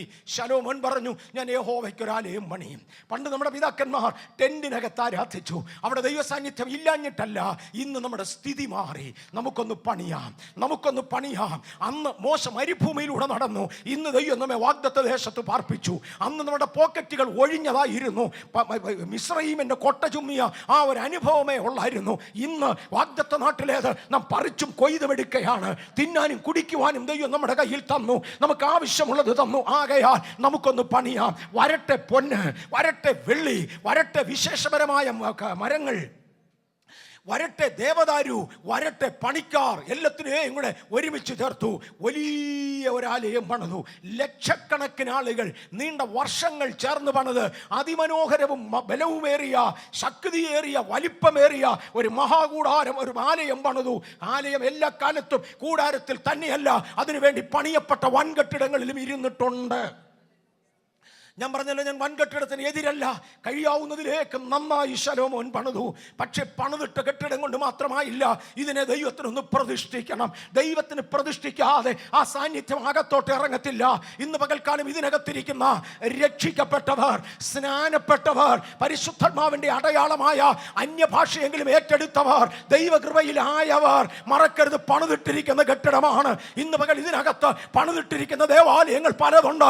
ഇതിനെ ഒന്നുകൂടെ പ്രതിഷ്ഠിക്കുവാൻ, അല്ലെങ്കിൽ ഇതിനെ ഒന്ന് പ്രതിഷ്ഠിക്കുവാൻ ശലോമോൻ ഒരു ദിവസം തീരുമാനിച്ചു. അന്ന് പ്രത്യേക യാഗങ്ങൾ നടത്തി. അന്ന് തന്റെ പുരോഹിത വർഗങ്ങൾ ഒരുമിച്ചുകൂടി. പുരോഹിതന്മാർ പാടാൻ തുടങ്ങി, അവൻ നല്ലവനല്ലോ, അവന്റെ ദൈ എന്നേക്കുമുള്ളത്, അവന്റെ ദൈ എന്നേക്കുമുള്ളത്. അവർ പാടിക്കൊണ്ടിരിക്കവേ യഹോവയുടെ തേജസ് മന്ദിരത്തിലേക്ക് ഇറങ്ങി ആലയത്തെ നിറച്ചു. പണിയപ്പെട്ട ദേവാലയങ്ങളെ പ്രതിഷ്ഠിക്കപ്പെടുവാൻ ഇന്ന് പകൽ ദൈവകരങ്ങളിലേക്ക് വരാം. എന്നാ പ്രതിഷ്ഠിക്കുക എന്ന് പറഞ്ഞാൽ, ഈ ആലയം ഇന്നു മുതൽ ദൈവത്തിന് മാത്രമായിരിക്കും. ഹല്ലേലൂയ. ഇതിനകത്ത് വേറൊന്നും കയറരുത്, ഇതിനകത്ത് വേറൊന്നും കയറുകയില്ല. ദൈവത്തിന് തിരിഹിതത്തിന് പ്രതികൂലമായതൊന്നും ഇതിനകത്ത് ഞാൻ അനുവദിക്കയില്ല. ഇത് ദൈവത്തിന് വിശുദ്ധമെന്ന് പറഞ്ഞ് സ്വയം വേർതിരിക്കുന്നതിനെയാണ് സമർപ്പണം എന്ന് പറയുന്നത്. മോശയുടെ ശലോമോന്റെ ആലയം പ്രതിഷ്ഠിച്ചതോടുകൂടെ യഹോവയുടെ തേജസ് ആലയത്തിലേക്ക് കയറി നിറഞ്ഞു. എന്നോട് ഒരു ദിവസം ആത്മവിവശത എന്ന വിഷയം എടുക്കുമ്പോൾ അത് വളരെ വ്യക്തമാക്കിയതാണ്. എബ്രായ ഭാഷയിൽ വായിച്ചാൽ ദൈവത്തിന്റെ കാബോത്ത്, ഘനമേറിയ ദൈവത്തിന്റെ സാന്നിധ്യം ആലയത്തിന്റെ അകത്തേക്ക് ഇറങ്ങിയതിനാൽ പുരോഹിതന്മാർ നിന്നിരുന്നവർക്ക് നിൽപ്പാൻ കഴിയാതെയായി. മോശ പ്രതിഷ്ഠ കഴിഞ്ഞകത്ത് കയറാൻ ശ്രമിച്ചത്, കയറാൻ വയ്യ. ഏതാണ്ട് അകത്തിരിക്കുന്നത് കൊണ്ട് ഇങ്ങോട്ട് കയറാൻ വയ്യ. ഇതിനകത്ത് ഏതാണ്ട് ഇരിക്കുക. ഹല്ലേലൂയ. ഈ കെട്ടിടത്തിനകത്ത് നിറച്ച് ഇഷ്ടിക വാരി കൊണ്ട് അടുക്കി വെച്ചാൽ, ഇതൊരു സ്റ്റോർ ഹൗസ് ആക്കി എന്നിരിക്കട്ടെ, ഇഷ്ടിക അടുക്കി വെച്ചു, ഇല്ലെങ്കിൽ തടി ഉപകരണങ്ങൾ അടുക്കി വെച്ചു. ഒരാൾ ഇതിനകത്ത് കയറാൻ നോക്കിയാൽ വാതുക്കെ അകത്തോട്ട് കയറാനൊക്കത്തില്ല. കാര്യം ഇതിനകത്ത് ഏതാണ്ട് ഇരിക്കുക. ഹേ മോശേ, അങ്ങ് അകത്ത് കയറുന്നതിന് മുന്നമേ ആ പ്രതിഷ്ഠിച്ച വേളയിൽ അകം നിറച്ച ദൈവ സാന്നിധ്യം. ഹല്ലേലൂയ. അപ്പോൾ മോശയ്ക്ക് കയറാൻ കഴിയാതെയായി. പുരോഹിതന്മാരോ ശലോമോന്റെ ദേവാലയത്തിൽ അകത്ത് കയറിയേച്ചാ പ്രതിഷ്ഠിച്ചത്. അവരുടെ മേളിലോട്ട് ഈ സാന്നിധ്യം ഇറങ്ങി. പുരോഹിതന്മാർക്ക് നിൽക്കുവാൻ കഴിയാതെ വണ്ണം യഹോവയുടെ സാന്നിധ്യം, the kabod of the Lord, അവരെ ഭൂമിയിലേക്ക് പ്രസ് ചെയ്ത് കളഞ്ഞതിനാൽ അവർക്ക് നിൽപ്പാൻ കഴിഞ്ഞില്ല. അവർ പളുക്കെന്ന് തറയെ വീണു. മോശേ, അങ്ങ് പണ്ട് ഈ സാന്നിധ്യത്തിന് നടുക്ക് ഇരുന്നതല്ലേ? അതെന്നേ, അന്നിറങ്ങിയ സാന്നിധ്യം അല്ല ഇത്. അങ്ങ് അനുഭവിച്ചതിനേക്കാൾ കൂടുതൽ ഈ പുരോഹിതന്മാർ അനുഭവിച്ചെന്നു. അതെന്നേ, ഇവന്മാർ ഇന്നലെ ഇങ്ങോട്ട് ശുദ്ധീകരണം കഴിഞ്ഞ് വന്നതല്ലേ? ഇന്നലെ അല്ലട, ഇന്ന് രാവിലെ ശുദ്ധീകരണം കഴിഞ്ഞതാ. ആ പുരോഹിതന്മാരുടെ കാര്യം ഞാൻ ഒന്നുകൂടെ തൊട്ടോട്ടെ. ഒരു 120 പുരോഹിതന്മാർ ദേവാലയത്തിലേക്ക് ഒരുമിച്ചിറങ്ങി കൂറുകളുടെ ക്രമം നോക്കാതെ ഓരോരുത്തരും തന്നെത്താൻ ശുദ്ധീകരിച്ചു. ഇന്ന് രാവിലെ ശുദ്ധീകരിച്ചു വന്നതാ. പക്ഷേ മോശയുടെ മേലിറങ്ങി സാന്നിധ്യം തന്നെ, ഈ മോശ പർവ്വതത്തിന്റെ മുകളിൽ അനുഭവിച്ച സാന്നിധ്യത്തെക്കാൾ വലിയ സാന്നിധ്യം ഇതിനകത്തിറങ്ങി. പർവ്വതത്തിന് മുകളിൽ സാന്നിധ്യത്തിനകത്ത് ഇരിക്കാമായിരുന്നു. ഇപ്പോൾ നിൽക്കാൻ പറ്റുന്നില്ല. സാന്നിധ്യം കൊണ്ട് മോശ താഴെ വീണതായി കണ്ടില്ല. സാന്നിധ്യത്തിൽ വസിച്ചു. ഇവിടെ പറ്റുന്നില്ല. അതിനേക്കാൾ ഉപരിയായതിറങ്ങി. ഞാൻ മുന്നോട്ട് വരട്ടെ. പഴയ നിയമ ദേവാലയത്തിൽ മുഴുവനും ഇങ്ങനെ ഒരു വലിയ ദൈവ സാന്നിധ്യം ഉണ്ടായിരുന്നു. പക്ഷേ ജനം ദൈവത്തിങ്കിൽ നിന്ന് അകലാൻ തുടങ്ങി. പറഞ്ഞു, നിങ്ങളെല്ലാം അകന്നാലും എൻ്റെ സന്നിധിയിൽ നിന്ന് നിന്നെ സേവിക്കുന്ന 2 കെരൂബുകളുടെ രൂപം ഉണ്ടാക്കി അവിടെ വെച്ചിട്ടുണ്ട്. അതിൽ എൻ്റെ സാന്നിധ്യം കാണും. നിങ്ങളെല്ലാം എൻ്റെ സാന്നിധ്യം കളഞ്ഞാലും എൻ്റെ കെരൂബുകൾ അത് വഹിക്കും. ഇന്ന് പകൽ ആത്മലോകത്തിലെ 10,000 ദൈവ സാന്നിധ്യം കളഞ്ഞാലും കർത്താവ് തിരഞ്ഞെടുത്ത ചിലരുണ്ട്, അവർ സാന്നിധ്യം വഹിക്കും. ദേവാലയത്തിൽ സാന്നിധ്യം കുറഞ്ഞു തുടങ്ങി. ദേവാലയത്തിൽ പാപം കയറി തുടങ്ങി. ദേവാലയത്തിൽ കാളകൾ കയറി തുടങ്ങി. ദേവാലയത്തിൽ വാണിഭക്കാർ കയറി തുടങ്ങി. സാന്നിധ്യം ദേവാലയത്തിൽ കുറഞ്ഞു. പക്ഷേ എൻ്റെ കർത്താവ് പറഞ്ഞു, ആ അതിപരിശുദ്ധ സ്ഥലത്ത് ഞാൻ റിസർവ് ചെയ്തിരിക്കുന്ന ഇടത്ത് 2 കെരൂബുകളെ വെച്ചിട്ടുണ്ട്. അവയുടെ ചിറകിൻ്റെ കീഴെ എൻ്റെ സാന്നിധ്യം ഉണ്ടായിരിക്കും. ലോകം വഷളാകുമ്പോൾ, ഇമ്മോറാലിറ്റി വ്യാപരിക്കുമ്പോൾ, മൂല്യച്യുതികൾ സംഭവിക്കുമ്പോൾ, ശുശ്രൂഷയെ വിട്ട് ആളുകൾ വിളയാടുമ്പോൾ, ദൈവത്തിൻ്റെ സാന്നിധ്യത്തിന് മഹത്വം ആളുകൾ നഷ്ടമാക്കുമ്പോൾ, അങ്ങുമിഞ്ഞും പരിഹാസികൾ എഴുന്നേറ്റ് ദൈവത്തെ പരിഹസിക്കുമ്പോൾ, തിരഞ്ഞെടുക്കപ്പെട്ട ദൈവമൈതലേ, തിരഞ്ഞെടുക്കപ്പെട്ട ദൈവമൈതലേ, കെരൂബുകളുടെ മീതെ വസിച്ച ദൈവം ഇന്ന് എന്നിൽ വസിക്കട്ടെ. ഇല്ലെങ്കിൽ ദേവാലയത്തിൽ ദൈവ സാന്നിധ്യം ഇല്ലാതെയാകും. ലോകവ്യാപകമായി എന്നെ ശ്രദ്ധിക്കുന്നവരെ, പരിശുദ്ധാത്മാവിനെ നിന്ദിക്കുന്ന, ദൈവത്തോട് വൈരാഗ്യം കാണിക്കുന്ന അന്ത്യകാലത്തെ പരിഹാസികൾ പരിഹാസത്തോടെ എഴുന്നേറ്റ് വരുമ്പോൾ തിരു സാന്നിധ്യം സൂക്ഷിക്കുവാൻ തിരഞ്ഞെടുക്കപ്പെട്ട ദൈവ പൈതലേ, നാം ആരെന്ന് മറക്കരുത്. ഹേ കെരൂബുകളെ, നിങ്ങൾക്ക് മറ്റുള്ളവന്റെ വഴിയെ പോകാൻ ഒക്കത്തില്ല, നിങ്ങൾ വേറൊന്നാ. ഹല്ലേലൂയ. ഇതിനകത്ത് ദൈവജനമേ, ഒരു കെരൂബിനെ പോലെ ദൈവ സാന്നിധ്യം സൂക്ഷിക്കുവാൻ നാം ദൂതന്മാരെക്കാൾ ശ്രേഷ്ഠരാണെന്ന് മറക്കരുത്, നാം ദൂതന്മാരെക്കാൾ ഉന്നതരാണെന്ന് മറക്കരുത്. ഒരു കെരൂബിനെ പോലെ എങ്കിലും ദൈവ സാന്നിധ്യം സൂക്ഷിക്കുവാൻ കർത്താവ് നമുക്ക് കൃപ തരട്ടെ. ഈ വലിയ സാന്നിധ്യം, ഈ വലിയ തേജസ്, ഈ വലിയ മഹത്വം ഉണ്ടായിരുന്ന ദൈവം. ബഥേലിൻ്റെ കലണ്ടർ എല്ലാവർക്കും കിട്ടിയില്ല എന്ന് എനിക്കറിയാം, സോറി. ഇന്ന് എല്ലാവർക്കും വാങ്ങാം. കിട്ടിയവർ അഥവാ ഇന്ന് രാവിലെ, ഞായറാഴ്ച രാവിലെ കൊടുത്തിരിക്കുന്ന വാക്യം വായിച്ചാ വന്നതെങ്കിൽ, തൻ്റെ സാന്നിധ്യത്തിൽ തൻ്റെ സ്വരൂപപ്രകാരം ആദാമിനെ സൃഷ്ടിച്ചു എന്ന് എഴുതിയിരിക്കുന്ന വാക്യം നിങ്ങൾ കണ്ടു കാണും. ഉൽപ്പത്തി 1:27. ആ തേജസ്സുള്ള സാന്നിധ്യത്തിൽ, ആ മഹത്വമുള്ള സാന്നിധ്യത്തിൽ, ആ ദൈവത്തിൻ്റെ രൂപത്തിൽ, ദൈവത്തിൻ്റെ സാദൃശ്യത്തിൽ ആദാമിനെ സൃഷ്ടിച്ചു. ദൈവിക വസ്ത്രമായ തേജസ്സും ബഹുമാനവും അണിയിച്ച് അവനെ കൊണ്ട നിർത്തി. അവനെ കണ്ടാൽ ഉദിച്ചു വരുന്ന ഉദയസൂര്യനെ പോലെയാ. കാരണം എന്നാണെന്നറിയാമോ? നീതിയുടെ സൂര്യൻ എന്നാണ് എൻ്റെ യേശുവിനെ വിളിക്കുന്നത്. തനിക്ക് അനുരൂപനായി, അവരിൽ ഒരുവനെ പോലെ, തൃത്വത്തിൽ ഒരുവനെ പോലെ, ദൈവിക സാന്നിധ്യത്തിൽ, ദൈവിക സ്വരൂപത്തിൽ ആദമിനെ സൃഷ്ടിച്ചിങ്ങോട്ടാക്കി ഒത്തിരി കടമകൾ കൊടുത്തു. പക്ഷേ ആദം പരാജയപ്പെട്ടു. പരാജയപ്പെട്ട ആദമിനെ ഏദനിൽ നിറക്കി വിട്ടേച്ചു പറഞ്ഞു, കെരൂബുകൾ കാവൽ നിന്നോട്ടെ. കെരൂബുകൾക്ക് ഇവിടെ വസിക്കാനൊക്കത്തില്ലെങ്കിലും നിങ്ങളിവിടെ കാവലില്ലേ, വസിക്കേണ്ടതിന് ഈ ആദാമ്യ സന്തതി ഞാൻ തിരിച്ചു കൊണ്ടുവരും. മനസ്സിലാകുന്നുണ്ടല്ലേ? തൽക്കാലം കെരൂബുകൾ കാവൽ നിൽക്കുക. ഏദൻ തോട്ടത്തിന് അവർ കാവൽ നിന്നു. ദേവാലയത്തിൽ അവർ കാവൽ നിൽക്കുക. എന്ന് വരെയെന്നറിയാമോ? സന്തതി മടങ്ങി വരുവോളം, ദൈവസന്തതി മടങ്ങി വരുവോളം, ആദം മടങ്ങി വരുവോളം ഏദന് കാവൽ നിന്നു.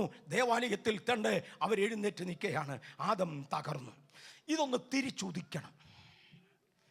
പൊലിഞ്ഞണഞ്ഞ ഈ ദീപം ഒന്ന് തിരിച്ച് കത്തി വരണം. അത് തൻ്റെ പുത്രനായ ക്രിസ്തുവിലൂടെയാണ്. അങ്ങനെ ക്രിസ്തുവിനെ ഭൂമിയിലേക്ക് അയക്കുന്നതിന് മുന്നമേ ലൂക്കോസ് 1:79 അയക്കണ്ട, ലൂക്കോസ് 1:79 ഈ ദൈവപ്രകാശത്തിന് ഒരു പുനർ ഉദയം ഉണ്ടാകണം. അതിൻ്റെ വഴിയോടിയായി, മുന്നോടിയായി ഒരു യോഹന്നാൻ സ്നാപകനെ ദൈവം അയച്ചു. യോഹന്നാൻ സ്നാപകന്റെ ജനനം വിചിത്രമായിരുന്നു. പ്രായം കഴിഞ്ഞുപോയ ഒരപ്പച്ചനും പ്രായം വളരെ കഴിഞ്ഞുപോയ അമ്മച്ചിയും. അമ്മച്ചിയാണ് ചെറിയ കാലം മുതൽ വന്ധിയായിരുന്നതിനാൽ ഒരു മകന് വേണ്ടി താല്പര്യപ്പെട്ടെങ്കിലും അത് ഇല്ലാതിരുന്ന കാലത്ത് അവിചാരിതമായി ഇറങ്ങി വന്ന ദൈവത്തിൻ്റെ ദൂതൻ സഖരിയ പുരോഹിതനോട് സംസാരിച്ചു. ജനമൊരു അടയാളം കാണേണ്ടതിന് അദ്ദേഹത്തിൻ്റെ അവിശ്വാസത്തെ കണക്കിലെടുത്തുകൊണ്ട് ദൈവം അദ്ദേഹത്തെ ഊമനാക്കി മാറ്റി. ദൈവം വിധിച്ച അവധിയിൽ ആ സംഭവം കഴിഞ്ഞു. ആ വർഷം യോഹന്നാൻ സ്നാപകൻ ജനിച്ചു വീണു. ജനിച്ചു വീണ യോഹന്നാന് പേരിടേണ്ടതിന് നാട്ടുകാർ അമ്മയോട് അഭിപ്രായം ചോദിച്ചു. അമ്മ പറഞ്ഞു, യോഹന്നാൻ. കുടുംബത്തിലില്ലാത്ത പേര്, പതിവില്ലാത്ത പേര്, അപ്പനമ്മമാർ ഇട്ടിട്ടില്ലാത്ത പേര്. പഴയ നിയമം കൊഞ്ചിനെ എടുത്താൽ പാരമ്പര്യത്തിൻ്റെ വലിപ്പം വലുതാ. ഇങ്ങനൊരു പേര്, അതും പുരോഹിത സന്തതിക്ക്. ഈ പേർ നിങ്ങളുടെ ചാർച്ചക്കാർക്കില്ല. എങ്ങനെ നീ ഈ പേര് സജസ്റ്റ് ചെയ്തു? അവൾ പറഞ്ഞു, കൂടുതൽ ചോദിക്കണ്ട, എൻ്റെ മോൻ്റെ പേര് യോഹന്നാൻ എന്നാ. കാര്യം എന്നാന്നറിയാമോ? പറയേണ്ടവൻ പറഞ്ഞിട്ടുണ്ട്, പറയേണ്ടവൻ പറഞ്ഞിട്ടുണ്ട്, അറിയിക്കേണ്ടവൻ അറിയിച്ചിട്ടുണ്ട്.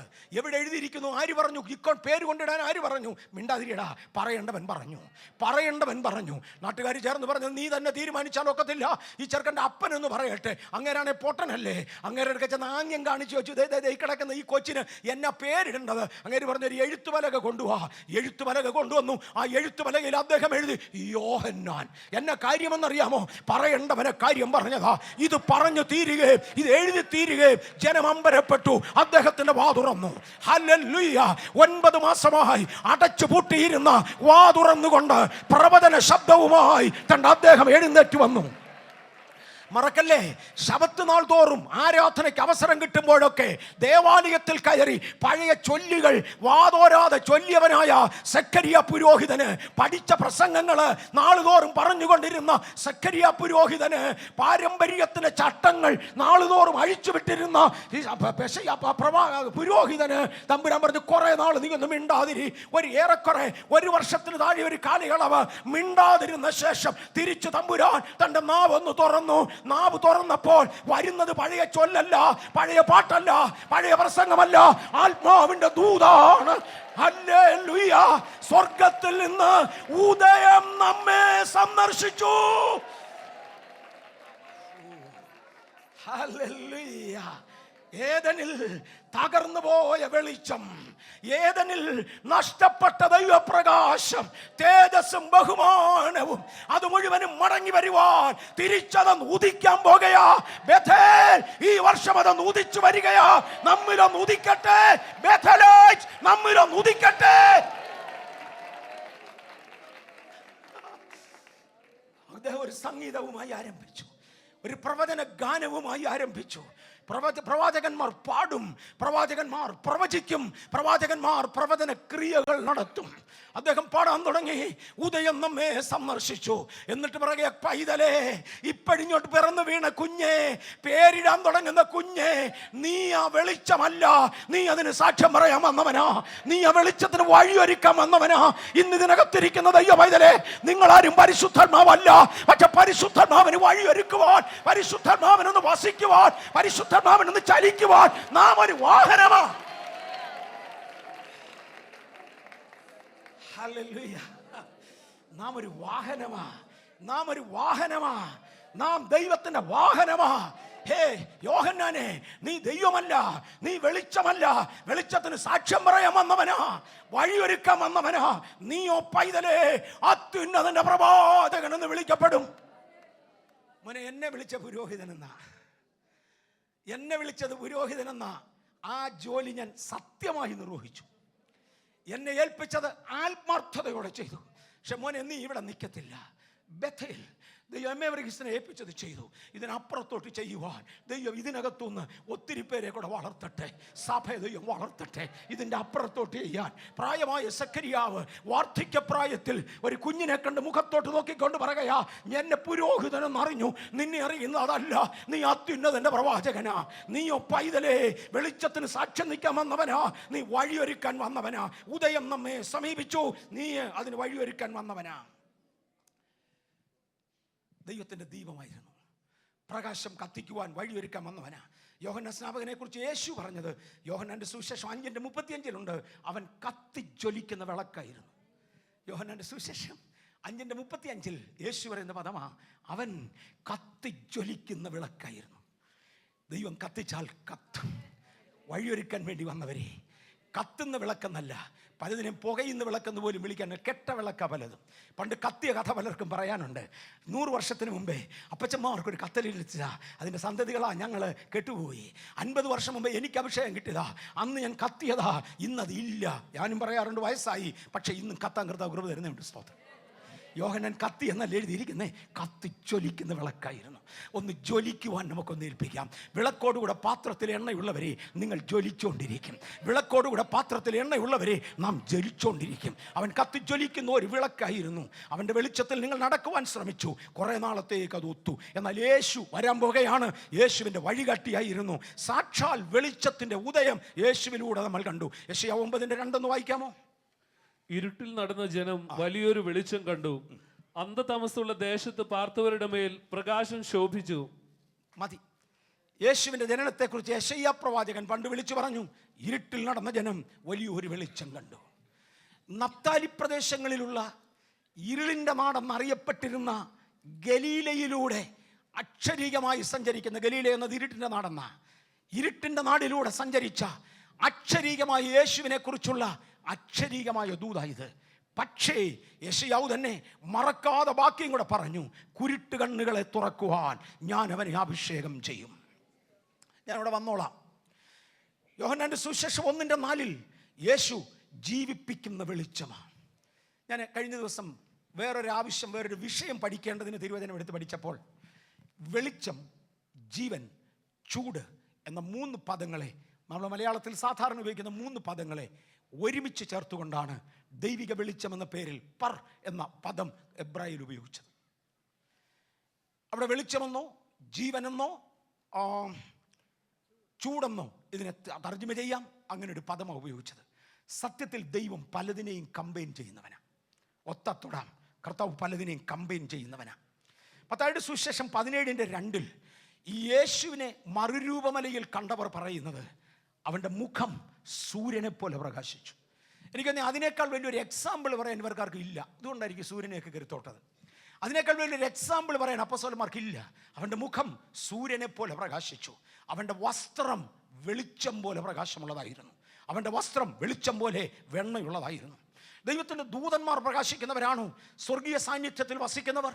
മോശ ഒരു 40 ദിവസം ദൈവ സാന്നിധ്യത്തിൽ ഇരുന്നതോടെ അദ്ദേഹത്തിൻ്റെ ത്വക്കിൻ്റെ നിറം മാറിയല്ലോ. ലൂക്കോസിൻ്റെ സുവിശേഷം 2-ാം അധ്യായത്തിൻ്റെ 9-ാമത്തെ വാക്യത്തിൽ എൻ്റെ യേശുവിൻ്റെ ജനനവർത്തമാനം അറിയിക്കുവാൻ ഇടയന്മാരുടെ അടുക്കലേക്ക് ചില ദൂതന്മാർ ഇറങ്ങി വന്നു. പെട്ടെന്ന് ഒരു പ്രകാശം അവർക്ക് ചുറ്റും മിന്നി. അവരൊരു ശബ്ദം കേട്ടു, അത്യുന്നതങ്ങളിൽ ദൈവത്തിന് മഹത്വം. ദൂതന്മാർ ഇറങ്ങി വരുന്നിടത്ത് പ്രകാശമാണ്. കാര്യം ഇവർ പാർക്കുന്നത് അവിടെയാ. നമ്മളൊക്കെ ഇറങ്ങി വരുമ്പോഴോ ഹെയർ കട്ടിനാരുടെ മോഡൽ, സൂട്ടിനാരുടെ മോഡൽ, പ്രസംഗം ഇന്നാരുടെ മോഡൽ, മറ്റേ ബൈബിൾ സ്കൂളിലെ നോട്ട്. അയ്യോ, താവോട്ടിങ്ങോട്ട് ഇറങ്ങി വന്ന ആളുകളെ കൈ അനക്കുന്നത്, തോൾ ഉരുട്ടുന്നത് വരെ ഇന്നാരുടെ മോഡൽ. ദൈവസാന്നിധ്യത്തിൽ വസിക്കുന്നവൻ ദൈവിക മോഡലാ. ദൂതന്മാർ ദൈവസാന്നിധ്യത്തിൽ വസിച്ചു. ഇറങ്ങി വന്ന ദൂതൻ വരികയും സ്വർഗത്തിൻ്റെ തേജസ് മിന്നാൻ തുടങ്ങി. ലൂക്കോസ് 2:9 യേശുവിൻ്റെ ജനനവർത്തമാനം അറിയിക്കുവാനായി ഇറങ്ങി വന്ന ദൂതന്മാർ ദൈവിക തേജസ് കൊണ്ടുവന്നിരുന്നു. മത്തായി 28:3 യേശുവിനെ ഉയർപ്പിക്കുവാൻ, കല്ലറയുടെ വാതിക്കൽ നിന്ന് കല്ലുരുട്ടുവാൻ, റോമൻ ഗവൺമെൻറ്റിൻ്റെ മുദ്ര ഉടയ്ക്കുവാൻ, യേശുവിനെ മരണത്തിൽ നിന്ന് എഴുന്നേൽപ്പിക്കേണ്ടതിന്, അല്ലെങ്കിൽ കല്ലറയിൽ നിന്ന് പുറത്തു കൊണ്ടുവരേണ്ടതിന് ഇറങ്ങി വന്ന ദൂതന്മാർ തേജസ്സുള്ളവരായിരുന്നു. ഹല്ലേലൂയ. ആ സാന്നിധ്യത്തിൽ വസിക്കുന്നവർ, ദൈവ സാന്നിധ്യത്തിലുള്ളവർ തേജസ്സുള്ളവരാ. ആ തേജസ് നമ്മുടെ മേൽ വരട്ടെ. ദൂതന്മാർ തേജസ് വഹിച്ചവരാണ്. ഞാൻ പറഞ്ഞു ദൈവം പലതിനെയും കമ്പൈൻ ചെയ്യുന്നവനാ. ഞാൻ ചില വാക്കുകൾ കൊണ്ട് അത് തൊട്ടോട്ടെ. സങ്കീർത്തനം 84:11 എന്ന് വായിക്കാം. സങ്കീർത്തനം 84:11. യഹോവയായ ദൈവം സൂര്യനും പരിചയമാകുന്നു. യഹോവയായ ദൈവത്തെക്കുറിച്ച് വെളിച്ചമാണെന്ന് ഇത്രയും നേരം ഞാൻ പറഞ്ഞു, പ്രകാശമാണെന്ന് പറഞ്ഞു, മഹത്വമാണെന്ന് പറഞ്ഞു, മനോഹര രൂപിയാന്ന് പറഞ്ഞു. ഇപ്പോഴങ്ങോട്ട് പറയുകയാണ് യഹോവയായ ദൈവം സൂര്യനും പരിചയം. 1, അവൻ വെളിച്ചമാണ്. 2, എൻ്റെ കാവല. കേവലം വെളിച്ചം കൊണ്ട് തീർന്നില്ല, അദ്ദേഹം എൻ്റെ കാവല. അബ്രഹാമേ, നീ പേടിക്കണ്ട. ഇന്ന് ഭയന്ന് വിളിരിക്കുന്ന ദൈവവേദലേ, പേടിക്കണ്ട. നീ പേടിക്കണ്ട. ഭയത്തിൻ്റെ കാലം കഴിഞ്ഞു. കാരണം അറിയാമോ, ഞാൻ നിന്റെ അതിമഹത്തായ പ്രതിഫലമാ, ഞാൻ നിന്റെ പരിചയ, ഞാൻ നിന്റെ പലകയാ. നിനക്ക് കാവൽക്കാരില്ലല്ലേ? നിനക്ക് ആയുധവാഹകന്മാരില്ലല്ലേ? നിനക്കിവിടെ അടച്ചുപൂട്ടി കിടക്കുവാൻ വലിയ കെട്ടിടമില്ല, കൂടാരത്തിൽ വസിക്കുന്നതല്ലേ? അല്ല അബ്രഹാമേ, ഞാൻ നിന്റെ പരിചയ. യഹോവ സൂര്യനാണ്, യഹോവ പരിചയ.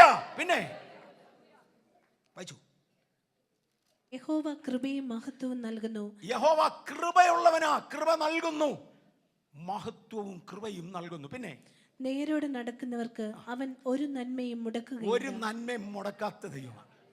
നന്മ മുടക്കുന്ന ഒരുപാട് ശത്രുക്കളുണ്ട്. ഇന്ന് പകൽ ദൈവസാന്നിധ്യമായിട്ട് ഇറങ്ങി വന്ന യുവതിലെ ഒരു നന്മയും മുടക്കുകയില്ല. നേരോടെ നടക്കുന്നവർക്ക്, നടപ്പിലേക്ക് നമ്മൾ വരും, നേരോടെ നടക്കുന്നവർക്ക് ഒരു നന്മയും മുടക്കാത്ത ദൈവം. ഇന്ന് പകൽ നന്മ മുടങ്ങിക്കിടക്കുന്നവരെ അങ്ങനെ മുടക്കുന്ന ഒരു ശക്തി ഉണ്ട്. എന്നാൽ യേശുവിൻ്റെ നാമത്തിൽ നേരോടെ നടക്കുന്നവർക്ക് ഒരു നന്മയും മുടക്കാതെ വഴി തുറക്കുന്ന ദൈവമാ. അവൻ സൂര്യനാ, പ്രകാശം വഹിക്കുന്നവനാ, അവൻ പരിചയ, കാവൽ തരുന്നവനാ, അവൻ കൃപയുള്ളവനാ, ദയയുള്ളവനാ. മാത്രമല്ല, വഴിതടഞ്ഞ ശത്രുവിനെ ഇന്ന് പകൽ അകറ്റി മാറ്റിക്കൊണ്ട്, ഒരു നന്മയും തടഞ്ഞു വെച്ചിരിക്കുന്ന ശത്രുവിനെ അനുവദിക്കാതെ, അവനെ ശാസിച്ചുകൊണ്ട് ഒരു നന്മയും മുടക്കാതെ എന്റെ മുമ്പിൽ തരുന്നവനാണ്. ഞാൻ നീതിയുള്ള വഴിയിൽ നടന്നാ മതി. എന്റെ ജീവിതത്തിൽ വിജയം ദൈവം തന്ന രംഗങ്ങളിൽ അല്ലെങ്കിൽ പ്രിൻസിപ്പിളുകളിൽ ഒന്ന്, നേരെ പോ, വളഞ്ഞ വഴിയെ തിരിയുവാൻ ഇന്ന് വരെ കർത്താവ് അനുവദിച്ചിട്ടില്ല. Straight forward. ഒരു പക്ഷെങ്കിൽ പറയുന്ന വാക്കുകൾ പരിശ്രമം ചിലർക്ക് തോന്നിയേക്കാം, സത്യമായിട്ടുമല്ല, പക്ഷെ സത്യം തന്നെയാണ് ഞാൻ പറയുന്നത്. നേരോടെ നടക്കുന്നവർക്ക്, നേരെ പോകുന്നവർക്ക് ഒരു നന്മയും മുടക്കാത്തവൻ. ഞാൻ എവിടെയെങ്കിലും പോകുമ്പോൾ ആരെങ്കിലും എന്നോട് ഇവിടെ പോകാന്ന് വെച്ചാൽ ചുമ്മാ പോകുന്ന ഞാൻ പറയത്തില്ല, ചുമ്മാ ഞാൻ ഒരിക്കലും പോകത്തില്ല. മലയാളത്തിലൊരു പഴഞ്ചൊല്ലുണ്ട്, പട്ടി ചന്തയ്ക്ക് പോയ പോലെ. ഞങ്ങളൊക്കെ ചന്തയിൽ പോലെ എന്തെങ്കിലും സാധനം വാങ്ങിച്ചുകൊണ്ട് വരും, പട്ടി ചന്തയിൽ പോലെ ഏറും വാങ്ങിച്ചുകൊണ്ട് വരും. വേറെ ഒന്നും കിട്ടത്തില്ല, ചുമ്മാ അത് പോയത്. അതുകൊണ്ടാണ് ഞാൻ ചുമ്മാ എങ്ങും പോകാറില്ല. ഞാൻ എവിടെയും നിങ്ങളോട് പറയാൻ ആഗ്രഹിക്കുന്നില്ലെങ്കിൽ ഒരിടത്ത് വരെ പോവാം, ഒരു കാര്യത്തിന് പോവാം, ചുമ്മാ ഞാനെങ്ങും പോകത്തില്ല. ഓക്കെ, നേരോടെ നടക്കുന്നവർക്ക് ഒരു നന്മയും മുടക്കാത്ത ദൈവം, ഒരുപാട് കാര്യങ്ങളെ കമ്പൈൻ ചെയ്യുന്നവനാ ദൈവം. യെശയ്യാവ് 9:2 ഇരുട്ടിൽ നടന്ന ജനം വലിയൊരു വെളിച്ചം കണ്ടു. യെശയ്യാവ് 42:6 വരുമ്പോൾ കേവലം, ആ വാക്യം വായിക്കണം, യെശയ്യാവ് 42:6, കേവലം ഗലീലയിൽ നടന്ന്, ഇരുട്ടിൻ്റെ നാടെന്ന് അറിഞ്ഞിരുന്ന ഗലീലയിൽ, ഇരുണ്ട പ്രദേശമെന്ന് പറയപ്പെടുന്ന ഗലീലയിൽ, ഇരുണ്ട പ്രദേശം എന്ന അർത്ഥമുള്ള ഗലീലയിൽ, ഗലീല എന്ന വാക്കിൻ്റെ അർത്ഥം ഇരുണ്ടതെന്ന ഗലീലയിൽ പ്രകാശമായി നടക്കേണ്ടതെന്ന് മാത്രമല്ല, അതിലെ കൂടെ അക്ഷരീകമായി നടന്നത് സത്യം. പക്ഷേ ആ നടക്കുന്ന നടപ്പിൽ വേറൊരു കൂട്ടം ഇരുളിനെ കർത്താവ് വിശ്വാസിക്കും. വായിച്ചാട്ടെ. കുരുട്ട് കണ്ണുകളെ തുറപ്പാനും, ആ പോകുന്ന പോക്കിലുണ്ടല്ലോ, കുരുട്ട് കണ്ണുകളെ തുറക്കുവാൻ, ഇന്ന് പകൽ അടഞ്ഞുപോയ കണ്ണുകളെ ആത്മമണ്ഡലത്തിൽ എങ്കിലും തുറക്കുവാൻ, അല്ല അക്ഷരീക മണ്ഡലത്തിലും തുറക്കുവാൻ. കണ്ണിന് രോഗമുള്ളവർ ഇന്ന് ഒരു വിടുതൽ പ്രതീക്ഷിച്ചു. പക്ഷേ ആത്മക്കണ്ണുകൾ കുരുടായ പലതിനെ കർത്താവ് ഈ ദിവസങ്ങളിൽ, ഇന്ന് പകൽ ഈ സന്ദേശത്തിൻ്റെ മുമ്പിൽ ആത്മിക കുരുട്ട് കണ്ണുകളെ തുറന്നെടുക്കട്ടെ. യേശു എന്തിനാ വന്നതെന്നറിയാമോ? ആദാം പോയതോടുകൂടെ, വെളിച്ചം അസ്തമിച്ചതോടുകൂടെ, ഇനി ഇതൊന്ന് ഉദിക്കുന്നത് വരെ ഇരുട്ടിൽ മാത്രം നടന്ന ജനമുണ്ടല്ലോ, അവർക്കൊരു വെളിച്ചം കൊടുക്കുവാനാ. ഹല്ലേലൂയ, അവർക്കൊരു വെളിച്ചം കൊടുക്കുവാനാ. ആ കഴിഞ്ഞകാല അനുഭവങ്ങളിൽ മാത്രം പോയവരുണ്ടല്ലോ, അവർക്കൊരു വെളിച്ചം കൊടുക്കുവാനാ.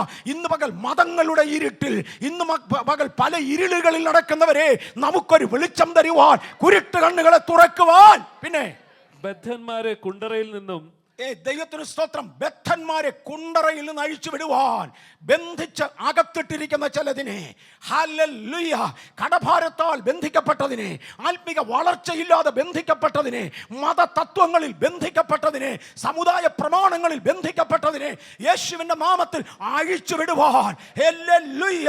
എന്തിനാണ് യേശുവിനെ അയച്ചത്? ഗലീലയിൽ നടക്കുവാൻ. കൂടെ മാത്രമല്ല, കുരുട്ട് കണ്ണുകളെ തുറക്കുവാൻ, ബന്ധിക്കപ്പെട്ട ചിലതിനെ കുണ്ടറകളിൽ നിന്ന് അഴിച്ചു വിടുവാൻ, വെളിച്ചം കാണാൻ അനുവാദമില്ലാതെ, ഓ ഗോഡ്, ഒരു നല്ല മെസ്സേജ് കേൾക്കാൻ അനുവാദമില്ലാതെ, ആത്മനിറവിൽ വ്യാപരിക്കുന്ന ഒരു വ്യാപാര ശക്തി ഉള്ളയിടത്ത് ഇരിക്കാൻ അനുവാദമില്ലാതെ, ഒരു നല്ല കാത്തിരിപ്പ് യോഗത്തിൽ പങ്കെടുക്കാൻ കഴിയാതെ, അധമമായതിലും താണതിലും ഇരുട്ടിൻ്റെ ഉള്ളറകളിൽ, ചില ഉള്ളറകളിൽ, ചില കാരാഗ്രഹങ്ങളിൽ കുടുങ്ങിപ്പോയ ചിലതിനെ കാലിൽ നിന്നും ചങ്ങല വെട്ടുവാൻ, കയ്യിൽ നിന്നും ചങ്ങല അഴിക്കുവാൻ, ജോസഫ് സീസൺ കുടുങ്ങിപ്പോയ ചിലതിനെ ചങ്ങല അഴിച്ച് പുറത്തെടുക്കുവാൻ യേശുവിന്റെ നാമത്തിൽ Bethel experience it, execute it. Bethelites, execute it. ചിലതിനെ ഇരുമ്പ് ചങ്ങലകളിൽ നിന്ന് അഴിച്ച് പുറത്തെടുക്കുവാൻ, കാരാഗ്രഹത്തിൽ അടയ്ക്കപ്പെട്ട പത്രോസിന്റെ മുമ്പിൽ ഇറങ്ങി വന്ന് മുൻപിലേക്ക് വെളിപ്പാട് കാണിച്ച് നടത്തി, വാതിലുകൾ തുറന്നു കൊടുത്തതുപോലെ അടഞ്ഞുപോയ വാതിലുകളുടെ ഉള്ളിൽ നിന്ന് വിളിക്കപ്പെട്ട ശുശ്രൂഷകൾക്ക് വേണ്ടി ചിലതിനെ പുറത്തെടുക്കുവാൻ ഇന്ന് പകൽ ഈ പ്രകാശം ഇതിനകത്ത് ഉദിച്ചിരിക്കുന്നു. വായിച്ചാട്ടെ. അന്ധകാരത്തിൽ ഇരിക്കുന്നവരെ കാരാഗ്രഹത്തിൽ നിന്ന് വിടുവിപ്പാനും, അന്ധകാരത്തിലിരിക്കുന്നതിനെ കാരാഗ്രഹത്തിൽ നിന്ന് വിടുവിക്കാൻ. മോനെ, കാരാഗ്രഹത്തിൽ വെളിച്ചം പ്രതീക്ഷിക്കണ്ട. യഹോവയുടെ തേജസ് ചുറ്റുവക്കം മിന്നി എന്ന് വരും, പക്ഷേ അത് ലോകം കാണത്തില്ല. അതുകൊണ്ടല്ലേ പണ്ട് ആ ദൈവ തേജസ് വളരെ വലുതായി കാരാഗ്രഹത്തിൽ ഇറങ്ങിയപ്പോഴും കാരാഗ്രഹ പ്രമാണി വെളിച്ചം ചോദിച്ചുകൊണ്ട് വന്നത്? കാര്യം ഐക്യമൊന്നും കാണത്തില്ല. അന്ധകാരത്തിലിരിക്കുന്ന പലതിനെ കാരാഗ്രഹത്തിൽ നിന്ന് പുറത്തെടുക്കുവാൻ ഞാൻ ഈ പറയുന്ന ഭയങ്കര ആത്മീയ അർത്ഥത്തിലാണ്. അതുപോലെ ഭൗതിക അർത്ഥം എടുക്കട്ടെ. കെട്ടപ്പെട്ട ചിലതിനെ മന്ത്രവാദ ശക്തികളാൽ, കൂടോത്ര വ്യാപാരങ്ങളാൽ, കൈവിഷ ശക്തികളാൽ കെട്ടിയിട്ട ചിലതിനെ അത്ഭുതമായി പുറത്തെടുക്കുവാൻ,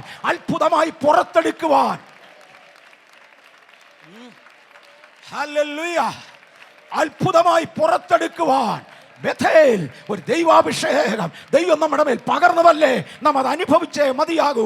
ചിലതിനെ പുറത്തെടുക്കുവാൻ ഞാൻ നിന്നെ അഭിഷേകം ചെയ്ത് അയച്ചിരിക്കുക, യേശുവിനെ അയച്ചിരിക്കുക. ലൂക്കോസ് 19:10 വായിക്കുന്നില്ല? യേശു പറഞ്ഞതെല്ലാം കൂടെ ചേർത്ത് ഞാൻ പറയാം. കാണാതെ പോയതിനെ തിരഞ്ഞു രക്ഷിക്കേണ്ടതിന്, യേശു ഇങ്ങോട്ട് അവതരിച്ചു പറയുകയാ, പ്രവാചകന്മാർ മുൻകൂട്ടി പറഞ്ഞ പല പ്രവചനങ്ങളുണ്ട്.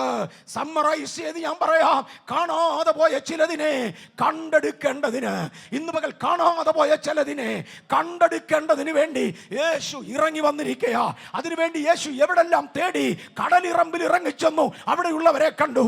മീൻപിടുത്തത്തിൽ പരാജയപ്പെട്ട ബിസിനസ്സുകാരുടെ അടുക്കൽ ചെന്നു, പത്രോസിനെയും കൂട്ടരെയും പുറത്തെടുത്തു. ദേവാലയത്തിന്റെ അകത്ത് ഭൂതം പിടിച്ചു കിടന്നതിനെ തിരക്കി അകത്ത് കയറി അതിനെ പുറത്തെടുത്തു. വരണ്ട കൈയുമായി ദേവാലയത്തിന്റെ ഉള്ളിലുള്ളതിനെ അവിടെ നിന്ന് പുറത്തെടുത്തു. പുരോഹിത വൃന്ദങ്ങൾക്ക് നേരെ വിരൽ ചൂണ്ടി പുരോഹിതന്മാരിൽ വലിയൊരു വിഭാഗം മാനസാന്തരത്തിനും ദൈവകൃപയ്ക്കും അധീനരായി. തേടുന്ന ദൈവം കാണാതെ പോയതിനെ തിരഞ്ഞു രക്ഷിക്കേണ്ടതിന് ഇന്ന് പകൽ മതവികാരങ്ങളിൽ, പാരമ്പര്യ പഠിത്തങ്ങളിൽ, തിരുവചനത്തിന് വെളിയിലുള്ളതായ ശിക്ഷണങ്ങളിൽ, ആളുകളുടെ അബദ്ധധാരണകളിൽ, പഴയവരുടെ പരിചയങ്ങളിൽ കുടുങ്ങിപ്പോയ ചിലതേ യേശുവിന്റെ നാമത്തിൽ വെളിയിൽ വാ. കാണാതെ പോയി ഇതിനെ തിരഞ്ഞു രക്ഷിക്കേണ്ടതിനത്തേവെന്ന് യേശു എടുത്തു പറഞ്ഞു. ലൂക്കോസ് 13:3 യേശുവിനോട് ഒരു കൂട്ടം ആളുകൾ വന്നു പറഞ്ഞു. ലൂക്കോസ് 13:3 വായിക്കണ്ട. യേശുവിന്റെ അടുക്കൽ ചില ആളുകൾ വന്ന് പറഞ്ഞു, ഹേരോദാവ് നിന്നെ കൊല്ലാൻ പോവാ. പരീശന്മാരെല്ലാം കൂടെ ഭീഷണിയുമായിട്ട് വന്നു. എടാ, ഞങ്ങളുടെ പള്ളിയിലുള്ളതിനെ എല്ലാം അയച്ചുകൊണ്ട് പോയവൻ, ഇതുങ്ങൾ ഇരുളിലാ കിടന്നത്, നിങ്ങളെ കൊണ്ടുപോകുക, ഇരുളിൽ കിടന്ന ചിലതിനെ അടിച്ചുകൊണ്ട് പോവുക. ഇന്നലെ ഒരു വലിയ ദൈവ മനുഷ്യൻ്റെ യുവജനം ശുശ്രൂഷിക്കുന്ന അല്പസമയം പോയി കേൾക്കാൻ എനിക്ക് സാധിച്ചു. ഞാൻ അദ്ദേഹത്തെ നമ്മുടെ 21 ദിവസം ഉപവാസ പ്രാർത്ഥനയ്ക്ക് ഇവിടെ വരാൻ വിളിച്ചിട്ടുണ്ട്. വിൻസെന്റ് സെൽവകുമാർ, തമിഴ്നാട്ടിലെ ഉപയോഗിക്കുന്ന, ലോകവ്യാപകമായി ഉപയോഗിക്കുന്ന ശക്തനായ ഒരു ദൈവദാസനാണ്. അദ്ദേഹത്തോട് വരാൻ റിക്വസ്റ്റ് ചെയ്തിട്ടുണ്ട്. സമയമുണ്ടെങ്കിൽ വരാം എന്ന് പറഞ്ഞു. വന്നേക്കും എന്ന് കരുതുന്നു. അദ്ദേഹം ഒരു കാര്യം ഇങ്ങനെ പറഞ്ഞു, ആത്മമണ്ഡലത്തിൽ ഒരുപാട് തമിഴാ പറഞ്ഞുകൊണ്ട് തിരുടൻ എന്നാ പറഞ്ഞു. അങ്ങനെ ഞാൻ മലയാളം പറയുന്നില്ല. മേവറീസ് എന്നെ കള്ളൻ എന്ന് വിളിച്ചെന്ന് ആരെങ്കിലും പറയും, ഞാൻ പറയത്തില്ല. അദ്ദേഹം പറഞ്ഞ തിരുടൻ എന്നാ. ഇഞ്ഞപ്പുറത്തെ ചർച്ചിൽ പോകുന്നവൻ്റെ അടുക്ക ചെന്ന്, മോനെ പിണ്ണാക്ക് തരാം, അവിടെ വാട. എടാ, അവൻ്റെ എണ്ണയില്ല, പിണ്ണാക്കേ ഉള്ളൂ, അതുകൊണ്ട് അത് തരാമെന്ന് പറഞ്ഞു. അങ്ങപ്പുറത്തെ ചർച്ചിൽ പോകുന്നവൻ്റെ അടുക്ക, നീ ഇത്രയും നാളും ഗോതമ്പ് തിന്നല്ലേ ജീവിച്ചാൽ, ഇനിയും ഗോതമ്പിൻ്റെ ഇല തരാൻ പാടാ, കണ്ടാ വലിപ്പമുണ്ട്. ഇങ്ങനെ പലതും പറഞ്ഞ് തിരിടാടുന്ന തിരിടാരന്മാർ പോട്ടെ. യേശു പറഞ്ഞു, ഇതിലെ കുറേ എണ്ണത്തെ വിടിവിക്കാനാണ് ഞാൻ വന്നത്. ഇരുട്ടിൽ കിടക്കുന്ന ചിലതിനെ തപ്പിയാണ് ഞാൻ വന്നത്. ആരുടെയും ഒന്നും കൊണ്ടുപോകാനല്ല, പക്ഷെ ചിലത് ചെയ്യാൻ വേണ്ടിയാണ് ഞാൻ വന്നത്. ഇത് പറഞ്ഞു കേട്ടപ്പം പരീശന്മാർക്ക് ബുദ്ധിമുട്ടായി. അവർ യേശുവിനെ ഒന്ന് ഭീഷണിപ്പെടുത്താൻ വേണ്ടി പറഞ്ഞു, ഹേരോദാവ് നിന്നെ കൊല്ലാൻ വരുന്നു. ഇവിടെ ഹേരോദാവ് അങ്ങേരുടെ പണി നോക്കിയിരിക്കുക. യേശുവാണെ വന്ന ചാകാൻ വന്നതാ. അത് ഹേരോദാവിൻ്റെ കൈ കൊണ്ട് ചാകാനല്ല, നിൻ്റെ കൈ കൊണ്ട് ഞാൻ വന്നതാ. കാര്യം നീ ഒന്നെങ്കിലേ സംഗതി ശരിയാകത്തുള്ളൂ. എൻ്റെ അപ്പം തിന്നവൻ വേണം എനിക്കെതിരെ കുതികാൽ ഉയർത്താൻ, അല്ലേ? എൻ്റെ കൃപ കൊണ്ട് കഴിഞ്ഞവൻ വേണം എന്നെ കൊല്ലാൻ. ഞാൻ ചാകാൻ വന്നതാ, പക്ഷേ ഹേരോദാവിൻ്റെ കൈ കൊണ്ടല്ല, നിൻ്റെ കൈ കൊണ്ട് ചാകാനാണ് വന്നത്. ഹേരോദാവ് കൊല്ലാൻ വരുന്നെന്നോ? എടുത്തുമാരിടാ. ഞാൻ ഇന്നും നാളെയും, ഞാൻ ഘോര പദങ്ങളിലോട്ട് കയറുന്നില്ല, യേശു ഉപയോഗിച്ച ഇന്നും നാളെയും ഞാനിവിടെ അത്ഭുതം ചെയ്യും. ഞാൻ രോഗികളെ സൗഖ്യമാക്കും, ഞാൻ ഭൂതങ്ങളെ പുറത്താക്കും. 3-ാം നാൾ I will perfect my self. ദൈവത്തിൻ്റെ 3-ാം നാൾ എന്നൊരു പുസ്തകം നേരത്തെ നമ്മൾ എഴുതിയത് ഇവിടെ ഉണ്ടായിരുന്നു. ഇവിടെ എല്ലാവരുടെയും കൈ കോപ്പികളുണ്ടെങ്കിലുണ്ട്. 2001 പ്രവേശിച്ച ദൈവസഭയെ ദൈവിക ഭാഷയിൽ ദൈവത്തിൻ്റെ 3-ാം നാളിൽ ജീവിക്കുന്നവരെന്നാണ് വിളിക്കുന്നത്. കാരണം 1000 സംവത്സരം ദൈവത്തിൻ്റെ ദൃഷ്ടിയിൽ ഒരു ദിവസം പോലെയാ. എങ്കിൽ 3-ാം നാളിൽ സമാപിക്കേണ്ടതിന് വന്നതാ. 3-ാം നാളിൽ ഞാൻ സമാപിക്കും കേട്ടോ. ഈ സഹസ്രാബ്ദത്തിൽ അതിൻ്റെ ആരംഭത്തിങ്കിൽ യേശു ഉയർത്തെഴുന്നേറ്റ 3-ാം നാൾ വൈകിട്ടല്ല, 3-ാം നാൾ അതിരാവിലെയാ. 3-ാം നാൾ അതിരാവിലെ, വൈകിട്ടല്ല ഉയർക്കുന്നത്, അതിരാവിലെയാ. അതിൻ്റെ സമയമേറെക്കുറയായി. എൻ്റെ സഭയെ ഉദ്ധരിച്ചുയർത്തുവാൻ ഞാൻ ഇന്നും നാളെയും അത്ഭുതങ്ങൾ ചെയ്യും. രോഗികളെ സൗഖ്യമാക്കും, ഭൂതങ്ങളെ പുറത്താക്കും. പക്ഷെ 3-ാം നാൾ അതുകൊണ്ട് നിർത്തത്തില്ല. I will perfect myself, I will be perfected. എൻ്റെ വേലയെ ഞാൻ പൂർണ്ണതയിലെത്തിക്കും. ബഥേൽ കഴിഞ്ഞ കാലങ്ങളിൽ എന്തെങ്കിലും ചെയ്യാൻ ദൈവം നമുക്ക് കൃപ തന്നു. ഇന്നതിൻ്റെ പൂർണ്ണതയിൽ കൊണ്ടുവരുവാൻ ഒരു തീരുമാനത്തോടെ മടങ്ങും. ഞാൻ 3-ാം നാളിൽ സമാപിക്കും. ഐ വിൽ ബി പെർഫെക്റ്റഡ് എന്ന് ഇംഗ്ലീഷിൽ കൊടുത്തിരിക്കുന്നത്. യോഹന്നാൻ 9:4 യേശു പറഞ്ഞു. നമ്മളോടുള്ളൊരു വാക്കാ കേട്ടോ, എല്ലാം നമ്മളോടാ. യോഹന്നാൻ 9:4 യേശു പറഞ്ഞു, ആർക്കും പ്രവർത്തിച്ചുകൂടാത്തൊരു രാത്രി വരുന്നുണ്ട്. എത്ര വർഷം കൂടി ഇതുപോലെ പോകുമെന്ന് ആർക്കും അറിയത്തില്ല. ആർക്കും പ്രവർത്തിച്ചുകൂടാത്ത ഒരു രാത്രി വരുന്നു. പരിശുദ്ധാത്മാവ് ഇവിടുന്ന് മാറ്റപ്പെടും. ഇന്നിവിടെ പ്രകാശിക്കുന്ന ദൈവത്തിൻ്റെ വെളിച്ചമായ പരിശുദ്ധാത്മാവുണ്ടല്ലോ, ഇവിടുന്ന് അങ്ങ് മാറ്റപ്പെടും. ആർക്കും പ്രവർത്തിച്ചുകൂടാത്ത ഒരു രാത്രി വരുന്നു. ആ ഇരുൾ വരുന്നതിന് മുന്നമേ ഇരുൾ നിങ്ങളെ പിടിക്കാതിരിക്കുവാൻ വെളിച്ചമുള്ളിടത്തോളം, പകലുള്ളിടത്തോളം വെളിച്ചത്തിൽ നടക്ക്. കർത്താവേ, എൻ്റെ സമയം തീരാറായ സ്തോത്രം. ഇന്നത്തേത് നാളെ ഉണ്ടോ എന്ന് ദൈവത്തിനറിയാം. ഇത് നമ്മുടെ മേലൊന്ന് പകരാൻ കർത്താവ് ആഗ്രഹിക്കുന്നു. യോഹന്നാൻ 1:9 സത്യവെളിച്ചം ലോകത്തിലേക്ക് വന്നുകൊണ്ടിരുന്നു. ഞാൻ മുമ്പേ പറഞ്ഞ എബ്രായർ 1:1 ഭാഗമായും വിവിധമായും ഇത് വന്നുകൊണ്ടിരുന്നു. സത്യവെളിച്ചം ലോകത്തിൽ വന്നുകൊണ്ടിരുന്നു. ആ വെളിച്ചം പ്രാപിച്ചവരൊക്കെയും അതിനകത്ത് നടന്നു. പക്ഷേ യോഹന്നാൻ്റെ സുവിശേഷം 8:12 വെളിച്ചത്തിൽ നടക്കാൻ യേശു നമ്മോട് ആവശ്യപ്പെട്ടു. അത് കൂട്ടായ്മയെ കാണിക്കുന്നതാണ്. സഹോദരന്മാരെ, നമുക്കൊരു കൂട്ടായ്മയുണ്ട്. ഇത് മറക്കല്ല. ഈ ആഴ്ച ബഥേലിലും വന്നു, ആഴ്ച മറ്റേ എല്ലും പോയി, പിന്നെ 3-ാമത്തെ ആഴ്ച മറ്റെങ്ങാണ്ടും പോയി. എൻ്റെ മോനെ, ഉത്തരവാദികളായി നിങ്ങൾക്ക് ആരുമില്ല. എന്നെ ഒരുപാട് പേര് വിളിച്ച് പ്രാർത്ഥിക്കണമെന്ന് പറയാറുണ്ട്. ഞാൻ പ്രാർത്ഥിക്കാറുമുണ്ട്. പക്ഷേ എൻ്റെ ഇറച്ചി ഒരാൾ വിളിച്ച് പ്രാർത്ഥിക്കണമെന്ന് പറഞ്ഞാൽ തിങ്സ് ആർ ഡിഫറെൻറ്റ്. നിങ്ങൾക്ക് മനസ്സിലാകുന്നുണ്ടാവും. ഞാൻ ഭക്ഷണം കഴിച്ചുകൊണ്ടിരിക്കുമ്പോൾ ആരെങ്കിലും എൻ്റെ അടുക്കൽ എനിക്കൂടെ തരാമോ എന്ന് ചോദിച്ചാൽ കൊണ്ടേ കൊടുത്തെന്ന് വരും. പക്ഷേ എൻ്റെ പിള്ളേരോട് ഭക്ഷണം കഴിക്കാൻ തരാമോ എന്ന് ചോദിച്ചിട്ടല്ല, കണ്ടുപിടിച്ച് കൊടുക്കാറുണ്ട്. Because it's an ownership. ഞാൻ എല്ലാവരോടും ഈ വർഷത്തേക്ക് എന്നെ കേൾക്കുന്ന സകലരോടും ഗെറ്റ് ആൻ ഓണർഷിപ്പ്. അനാഥരായി നടക്കാതെ കഥ പറഞ്ഞ് നിങ്ങൾ വെളിച്ചത്തിൽ നടക്ക്, എൻ്റെ കൂട്ടായ്മയിൽ നടക്ക്. എന്തോ എനിക്കറിയാൻ വയ്യ. ഞാനൊരു സാധാരണ ആവേശത്തിലല്ല ഇത് പറയുന്നത്. പരിശുദ്ധാത്മാവിനെ ഏൽപ്പിച്ച നിർബന്ധ നിയോഗത്തിലാണ് ഇത് പറയുന്നത്. ദൈവം ബഥേലിനെ വളർത്താൻ പോവുക. To entirely different dimension. നമ്മൾ 4-ാം സ്റ്റേജിലേക്ക് കടക്കുകയാണെന്നൊരു ആലോചന കഴിഞ്ഞ ദിവസം ദൈവാത്മാവ് പറഞ്ഞു. 3 സ്റ്റേജുകൾ കഴിഞ്ഞു. എനിക്ക് വ്യക്തമായി അറിയാം. ഞാൻ തിരിഞ്ഞിരുന്ന് ഇങ്ങനെ ആലോചിച്ചടാ, ഈ ദൂത് അന്ന് ഇന്ന് ഇങ്ങനെ 4-ാം സ്റ്റേജിലേക്ക് കയറുക. ഈ 4-ാം സ്റ്റേജിലേക്ക് കയറുമ്പോൾ കൂടെ പോകണമെങ്കിൽ എനിക്ക് നിങ്ങൾക്ക് ഒരുപോലെ അറിയായിരിക്കും. 2 വാഹനങ്ങൾ ഒരുമിച്ച് പോകുന്നത് അല്പം പ്രയാസമാണ്. ഒന്നിച്ച് നടക്കുന്നവർക്ക് കുഴപ്പമില്ല, 2 പേർക്ക് ഒരുമിച്ച് നടക്കാം. വലിയ റഷ് ഇല്ലാത്ത റോഡാണെങ്കിൽ. അല്പം റഷ് ഉണ്ടെങ്കിൽ അത് തന്നെ ബുദ്ധിമുട്ടാണ് 2 പേർക്ക് ഒരുമിച്ച് നടക്കുന്നത്. ഒരു 10 വണ്ടികൾ ഒരുമിച്ച് ഒരിടത്ത് പോയാൽ ഇമ്പോസിബിൾ. ഇതിനിടയ്ക്ക് ആരെങ്കിലുമൊക്കെ വന്ന് കയറും. ഒരുപോലെ സ്പീഡ് സൂക്ഷിച്ചു പോകുന്നത് പ്രയാസമാണ്. പലതിൻ്റെ നടുവിൽ സ്പീഡ് സൂക്ഷിച്ചു പോകേണ്ടതിന് സഭ അന്യോന്യം ബന്ധപ്പെട്ടിരിക്കാം. ഇടയ്ക്കിടയ്ക്ക് അന്യോന്യം നോക്കിക്കണം, മറ്റേ ഫോളോ ചെയ്യുന്ന ആൾ കൂടെ ഉണ്ടോ, എന്നെ കൂടെ ഇറങ്ങിയവരെല്ലാം ഉണ്ടോ എന്ന് ഇടയ്ക്കിടയ്ക്കൊന്ന് നോക്കിക്കോണം. ഒന്നിനെ കാണാതെ പോയെങ്കിൽ പസേ ഒന്ന് പോയേ എന്ന് പറഞ്ഞ് ദുഃഖത്തോടെ അടുത്തു വരാം. എൻ്റെ കൂട്ടായ്മയിൽ നടക്ക്. യേശുവിന് ഇതൊന്ന് ഇമ്പാർട്ട് ചെയ്യാൻ ആശയുണ്ട്. യേശുവിന് ദൈവശക്തി ഒന്ന് ഇമ്പാർട്ട് ചെയ്യാൻ ആശയുണ്ട്. യേശുവിന് നിങ്ങളെ നേടിയിട്ട് നിങ്ങളുടെ കാശടിക്കാനല്ല. യേശുവിന് നിങ്ങളെ കിട്ടിയിട്ട് നിങ്ങളുടെ പുരയിടം എഴുതി വാങ്ങിക്കാനല്ല. എന്നോടുകൂടെ നടക്കാൻ ആവശ്യപ്പെട്ടത് നമുക്ക് ഇങ്ങോട്ട് വല്ലതും തരാനാണ്. ആരുടെയും സ്തോത്ര കാഴ്ചയ്ക്കല്ല. നിങ്ങളെല്ലാം സ്തോത്ര കാഴ്ച കൊടുക്കണം, ഞാൻ കൊടുക്കുന്നുണ്ടല്ലോ. പക്ഷേ അതിനല്ല യേശു വിളിച്ചത്. യേശു വിളിച്ചതിൻ്റെ ഭാഗങ്ങളിൽ ഇതെല്ലാം ഉണ്ടില്ലെന്നല്ല ഞാൻ പറഞ്ഞില്ല. എന്നാൽ എന്നോടുകൂടെ എൻ്റെ കൂട്ടായ്മയിൽ നടക്ക്. ഇരുളിൽ നിങ്ങളെ പിടിക്കാതിരിക്കേണ്ടതിന് പകലുള്ളിടത്തോളം ഇരുളിൽ വെളിച്ചത്തിൽ നടന്നുകൊള്ളുക. യോഹന്നാന്റെ സുവിശേഷം 1:9 പ്രകാശം വന്നുകൊണ്ടിരുന്നു. എബ്രായർ 1:1 പണ്ട് ഭാഗമായി കൊടുത്തോണ്ടിരുന്നു. യോഹന്നാൻ 8:12 യേശു വെളിച്ചമാണ്, നാം യേശുവിനോട് കൂടെ ആ വെളിച്ചത്തിൽ നടക്കാം.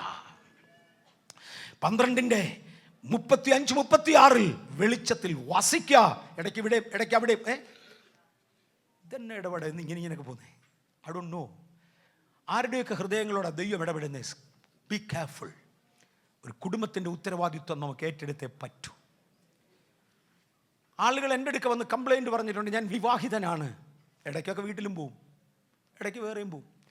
ചില സഹോദരിമാർ എൻ്റെ അടുക്ക വന്ന് പറഞ്ഞിട്ടുണ്ട്, പുള്ളി എല്ലാ കൊല്ലവും 2 മാസം പൊക്കളയും, എല്ലാ കൊല്ലവും 2 മാസം പോവും. പിന്നെ അതങ്ങ് 3 മാസമായി. ഇപ്പം 2 മാസം വന്നാലായി. ഇയാൾ എവിടെയാണോ പോകുന്നത്? പലയിടത്തും പോകാനുണ്ട്, ഓരോ മാസം വീതം.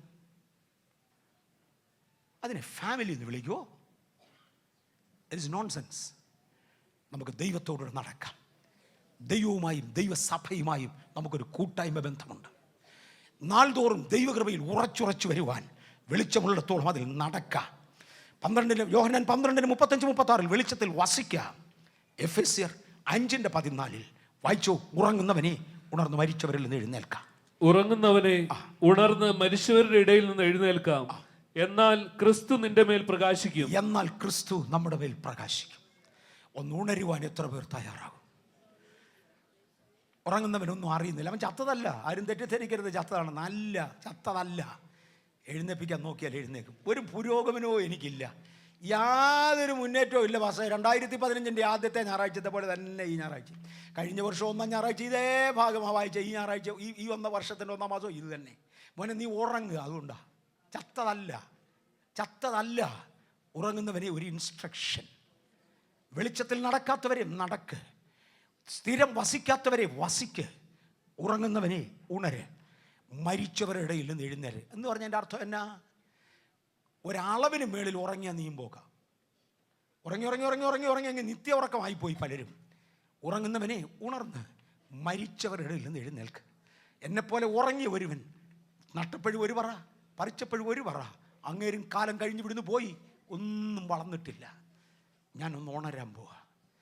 എം.എ. വർഗീസ് ഒന്ന് ഉണരാൻ ആഗ്രഹിക്കുന്നു. ഇന്നത്തെ അവസ്ഥയിൽ നിന്ന് അടുത്ത അവസ്ഥയിലേക്കൊന്ന് മാറാൻ ആഗ്രഹിക്കുന്നു. ടു ബൂട്ട് മീ ബാക്ക്, ഒന്ന് എഴുന്നേറ്റ് വരുവാൻ, ഉറക്കത്തിൽ നിന്ന് ഉണർന്ന് എഴുന്നേറ്റ് വരുവാൻ. ഉറങ്ങുന്നവനെ മരിച്ചവരുടെ ഇടയിൽ നിന്ന് എഴുന്നേൽക്കുക. എന്നാൽ ക്രിസ്തു നിന്റെ മേൽ പ്രകാശിക്കും. ആ ക്രിസ്തുവിൻ്റെ മുഖത്തുണ്ടായിരുന്ന പ്രകാശം ഉണ്ടല്ലോ, ആദാം കെടുത്തിക്കളഞ്ഞ പ്രകാശം, അതിൻ്റെ ഉദയത്തിന് വേണ്ടി യോഹന്നാനെ മുൻകാട്ടിയായി അയച്ചു. അതിൻ്റെ ഉദയം ക്രിസ്തുവിൽ പ്രത്യക്ഷപ്പെട്ടു. അത് എന്നിലൂടെ പ്രകാശിക്കുകയാണ്. ക്രിസ്തുവിൻ്റെ തേജസ്സിനെ കണ്ണാടി പോലെ പ്രതിബിംബിപ്പിക്കുവാൻ 2 കൊരിന്ത്യർ 3:7 പറഞ്ഞു. ഇപ്പോഴത്തേക്ക് ഞാൻ അവിടെ നിന്ന് മാറുക. ഈ ലോകത്തിനുമുണ്ട് ഒത്തിരി മഹത്വം. ഒരു കോൺട്രാസ്റ്റിലോട്ട് കൊണ്ടുവരിക. ഈ ലോകത്തിനുമുണ്ട് ഒത്തിരി മഹത്വം. അത് ലൂസിഫർ കൊണ്ടുവന്നതാ. മത്തായിയുടെ സുവിശേഷം 4-ാം അധ്യായത്തിൽ ഒരിക്കൽ നമ്മുടെ കർത്താവായ യേശു പരീക്ഷിക്കപ്പെടേണ്ടതിന് വേണ്ടി പോകുമ്പോൾ ലൂസിഫർ യേശുവിൻ്റെ അടുക്കൽ വന്ന് വെച്ച് ഈ ഭൂമിയും അതിൻ്റെ സകല മഹത്വവും കാണിച്ചു. പറഞ്ഞു, വാ. ഔവ അതിൻ്റെ പുറകെ വന്ന് നിനക്കറിയാമോ? കാണാൻ നല്ലതും മണക്കാൻ കൊള്ളാവുന്നതും ഞാൻ ചേർക്കുക, തിന്നാൻ രുചിയുള്ളതും ബുദ്ധിക്ക് അഭികാമ്യവുമെന്ന് ഔവയെ തോന്നിപ്പിച്ച് ഞാൻ കാണിച്ച മോഹത്തിൻ്റെ പുറകെ വന്നറിയാമോ? വാ. ലോത്തൻ്റെ പുറകെ പോരുന്നറിയാമോ? ലോകമോഹം നോക്കി വാ. മഹാനായ ശലോമോൻ വലിയ ദേവാലയം പണിത് ദൈവത്തിൻ്റെ തേജസ് ഇറക്കി കൊണ്ടുവന്നവൻ കാലത്തിൻ്റെ പോക്കിൽ അരുതത്തടത്തി എന്ന് കൂട്ടുപെട്ട് എൻ്റെ മോഹത്തിൻ്റെ പുറകെ വന്നറിയാമോ? വാ. യേശു പറഞ്ഞു, പോടാ എൻ്റെ പുറകിൽ. നിന്റെ പുറകെ വന്ന ലോത്തല്ല ഞാൻ. യേശു പറഞ്ഞു, ലോത്തിൻ്റെ ഭാര്യയെ ഓർത്തോൺ. ഞാൻ ആ കൂട്ടത്തിലല്ല. Praise the Lord. ഞാൻ ഔവയുടെ കൂട്ടത്തിലല്ല. ഞാൻ ഒടുക്കത്തെ ആദാമാ, ജീവിപ്പിക്കുന്ന ആത്മാവാ. ലോകത്തിൻ്റെ മോഹം പലരെയും വിളിക്കും. 1 യോഹന്നാൻ വിളിച്ചു പറഞ്ഞു, ജഡമോഹം, കൺമോഹം, ജീവനത്തിൻ്റെ പ്രതാപം എന്നിങ്ങനെ ഭൂമിയിലുള്ള നിങ്ങളുടെ അവയവങ്ങളെ മരിപ്പിപ്പീൻ. ഇത് ലോകത്തിന് ചിന്ത ദൈവത്തിന് ശത്രുത്വമാണ്, ദൈവത്തോടുള്ള ചിന്ത ലോകത്തിന് ശത്രുത്വമാണ്. അങ്ങനെ ജീവിക്കുന്ന ദൈവത്തിൻ്റെ പൈതലേ, ദൈവം നമ്മെ കൊണ്ട് പലതും ചെയ്യിക്കും. മോശയെക്കാളധികം മുഖതേജസ്സോടെ നമ്മിൽ ചിലർ എഴുന്നേൽക്കും. പൗലോസൊക്കെ കൊണ്ട് ചോദിക്കുന്ന ചോദ്യം, മോശ എന്നൊക്കെ എന്നെ കിരികിര വിറയ്ക്കും. പൗലോസ് ചോദിക്കുന്ന ചോദ്യം, കൊല്ലുന്ന ശുശ്രൂഷ, അക്ഷരത്തിൻ്റെ ശുശ്രൂഷ, കൽപ്പലകയിൽ എഴുതിയ ശുശ്രൂഷ മുഖത്തിൻ്റെ തൊക്ക് പ്രകാശിപ്പിച്ചെങ്കിൽ മനുഷ്യൻ്റെ ഹൃദയ മാംസപ്പലകകളിൽ എൻ്റെ ദൈവം എഴുതിയ തേജസ്സിൻ്റെ ശുശ്രൂഷ, പരിശുദ്ധാത്മാവിൻ്റെ ശുശ്രൂഷ, പരിശുദ്ധാത്മാവ് നമ്മളെ കൊണ്ട് ശുശ്രൂഷിപ്പിക്കുക. ആ ആത്മാവിൻ്റെ ശുശ്രൂഷ അത് ചെയ്യുന്ന ദൈവപൈതലേ, എത്രയധികം തേജസ്സിലേക്ക് മാറും, എത്രയധികം തേജസ്സിലേക്ക് മാറും. എന്നെ പലരേക്കാൾ ഉന്നതമാക്കുവാൻ, നമ്മെ പലരേക്കാൾ ഉന്നതമാക്കുവാൻ, ആ ദൈവത്തിൻ്റെ മഹത്വത്തിന് സാക്ഷി നിൽക്കുവാൻ നമുക്ക് കർത്താവ് കൃപ തരും. പക്ഷേ യേശു പറഞ്ഞു, നിങ്ങൾ പ്രാർത്ഥിക്കുമ്പോൾ രാജ്യവും ശക്തിയും മഹത്വവും അങ്ങേക്കുള്ളത്. ദൈവത്തിൻ്റെ മഹത്വം നമ്മൾ എടുക്കരുത്. ബോസ്റ്റ് ചെയ്യുവാൻ പലർക്കും കഴിയും, നമുക്കതിനൊന്നുമില്ല. ആകുന്നത് കൃപയാൽ, ആകുന്നത് കൃപയാൽ. പൗലോസേ, അങ്ങയുടെ മുഖതേജസ് കുറവാണോ? അദ്ദേഹം പറഞ്ഞു, അല്ല, ഞാൻ അതിശ്രേഷ്ഠതയുള്ള അപ്പോസ്തലന്മാരിൽ ഒട്ടും ചെറിയവനല്ല. പക്ഷേ എനിക്ക് പ്രശംസിപ്പാനുള്ളത് ക്രൂശിലാണ്. എനിക്ക് പ്രശംസിപ്പാനുള്ളത് ക്രൂശിലാണ്. ക്രൂശിൽ ദൈവം എനിക്ക് വേണ്ടി തന്നതാണ്. സഭയ്ക്ക് വേണ്ടി വില മുടക്കുമ്പോൾ യേശു ആ പാക്കേജിൽ ഉൾപ്പെടുത്തിയതാണ്. ആ പാക്കേജിൽ ഉൾപ്പെടുത്തിയതാണ്. മഹത്വം നിങ്ങൾ കർത്താവിന് കൂടെ, രാജ്യവും ശക്തിയും മഹത്വവും ദൈവത്തിനുള്ളതാ. പിതാവിനുള്ളതാ. ഇന്ന് പകൽ അതൊന്ന് സൂക്ഷിക്കുന്ന ദൈവ പൈതലേ, യേശു ഒന്ന് മടങ്ങി വരുമെന്ന് പറഞ്ഞ് ഞാനങ്ങ് നിർത്തട്ടെ. യേശു മടങ്ങി വരുമ്പോഴുണ്ടല്ലോ, മത്തായി 16:27 മനുഷ്യപുത്രൻ തന്റെ പിതാവിന്റെ മഹത്വത്തിൽ തന്റെ ദൂതന്മാരുമായി വരും. മറിക്കരുതേ. മനുഷ്യപുത്രൻ ഒന്നൂടെ വരും, മുൾക്കിരീടം ചൂടാനല്ല. ഏലി ഏലി ലമ്മാ ശബക്താനി എന്ന് കാൽവറിയിൽ ഉറക്ക നിലവിളിച്ചവൻ തിരിച്ചു വരുന്ന വരവിൽ എൻ്റെ വിശുദ്ധന്മാരെ മടങ്ങി വരുവേ. പിതാവേ, എൻ്റെ പ്രാണൻ തൃക്കരങ്ങളിൽ എന്ന് എൻ്റെ ആത്മാവിനെ തൃക്കരങ്ങളിലേക്ക് ഏൽപ്പിക്കുന്നുവെന്ന് പറഞ്ഞ് ആത്മാവിനെ വിട്ടുകൊടുത്തവൻ, ജീവന്റെയും മരണത്തിൻ്റെയും താക്കോൽ തൃക്കരങ്ങളിൽ വഹിക്കുന്നവനായി മടങ്ങി വരുന്നത് താഴ്മയിലല്ല, പിതാവിൻ്റെ മഹത്വത്തിൽ. പിതാവിൻ്റെ മഹത്വത്തിൽ. അന്നൊരിക്കൽ അണഞ്ഞ് ഏദനിൽ നഷ്ടമായി പോയ ആദിമേ ആദാമിനെ റീപ്ലേസ് ചെയ്തുകൊണ്ട് തൻ്റെ മുമ്പിൽ വഴി ഒരുക്കുവാൻ വന്ന യോഹന്നാൻ പോലും കത്തുന്ന വിളക്കായി നിർത്തിക്കൊണ്ട് ലോകത്തിൻ്റെ വെളിച്ചമായി ഇതുവഴി നടന്നവൻ രാജ്യത്വം പ്രാപിച്ചൊന്ന് മടങ്ങി വരും. ആ വരുന്ന വരവ് പിതാവിൻ്റെ മഹത്വത്തിൽ. ദൂതന്മാരും കൂടെ വരും. ദൂതന്മാരും മഹത്വമുള്ളവരാ. നമ്മളവരെ 2 ഒക്കേഷനിൽ പ്രത്യേകിച്ച് എടുത്തു കണ്ടു. ദൂതന്മാർ മഹത്വത്തിൽ മാത്രമേ നടക്കത്തുള്ളൂ? അല്ല, അല്ലാതെ നടക്കും. അവിടെ ദൂതൻ എത്രയോ പ്രാവശ്യം ഇറങ്ങി വന്നു. വെറും മനുഷ്യവേഷത്തിൽ ഇറങ്ങി വന്നല്ലോ. അവർക്ക് വേഷം എടുക്കാൻ ഒക്കത്തില്ലെന്ന് ഞാൻ പറഞ്ഞില്ല. അവർക്ക് പല വേഷങ്ങളിൽ വരാൻ ഒക്കത്തില്ലെന്ന് ഞാൻ പറഞ്ഞില്ല. മനുഷ്യവേഷത്തിൽ അവർ പല പ്രാവശ്യം വന്നു. പക്ഷെ ഇപ്രാവശ്യം വരുമ്പോൾ ഒറിജിനൽ ഷേപ്പിൽ ഇങ്ങോട്ടിഞ്ഞു പോരും. ഇവിടെ ഒന്നും കത്തുമെന്ന് പേടിക്കാനല്ല, കത്തിക്കാനാണ് വരുന്നത്. മഹത്വത്തിൽ ഇറങ്ങി വരും, തൻ്റെ ദൂതന്മാരുമായി വരും. യേശുവിൻ്റെ ജനന വർത്തമാനം അറിയിപ്പാൻ ഇറങ്ങി വന്നപ്പോൾ അവിടെയെല്ലാം തേജസ്സുള്ളതായി മാറി. യേശുവിൻ്റെ കല്ലറയ്ക്കൽ നിന്ന് കല്ലുരുട്ടുവാൻ ഇറങ്ങി വന്നപ്പോൾ മിന്നുന്ന വെള്ളവസ്ത്രം ധരിച്ച് തേജോമയന്മാരായ ദൂതന്മാർ ഇറങ്ങി വന്നു. അവരുടെ എത്ര ശക്തി അവർക്കുണ്ടായിരുന്നറിയാമോ? യേശുവിൻ്റെ കല്ലറയ്ക്കൽ 3-ാം നാളിൽ യേശു ഉയർക്കുമെന്ന് നേരത്തെ അറിയാമായിരുന്നതിനാൽ റോമാ ഗവൺമെന്റിന്റെ മുദ്ര വെച്ചേച്ച് 3-ാം നാൾ വെളുപ്പിനെ അതിഗൗരവത്തോടുകൂടെ കുന്തവും ശൂലവും വാളുമൊക്കെ പിടിച്ച് കാവൽ നിൽക്കുന്ന പടയാളികളെ മറിച്ചിടുവാൻ ആവശ്യമുള്ള ശക്തിയിലാണ് ഇറങ്ങി വന്നത്. കരിക്കാനുള്ള ശക്തിയിലല്ല, കൊല്ലാനുള്ള ശക്തിയിലല്ല. ആ പ്രഭാവത്തിൽ ഇറങ്ങി വന്നെങ്കിൽ തീർന്നേനെ. പക്ഷെ ആ പ്രഭാവത്തിൽ അല്ല ഇറങ്ങി വന്നത്, കേവലം ഇവരെ ഒന്ന് തള്ളിയിടാൻ വേണ്ടിയാ. ഇപ്പൊ കുത്തുവെന്നും പറഞ്ഞുകൊണ്ട് നിന്നവർ ഈ പ്രകാശം കാണുകയും മരിച്ചവരെ പോലെ പുറകോട്ട് വീണു.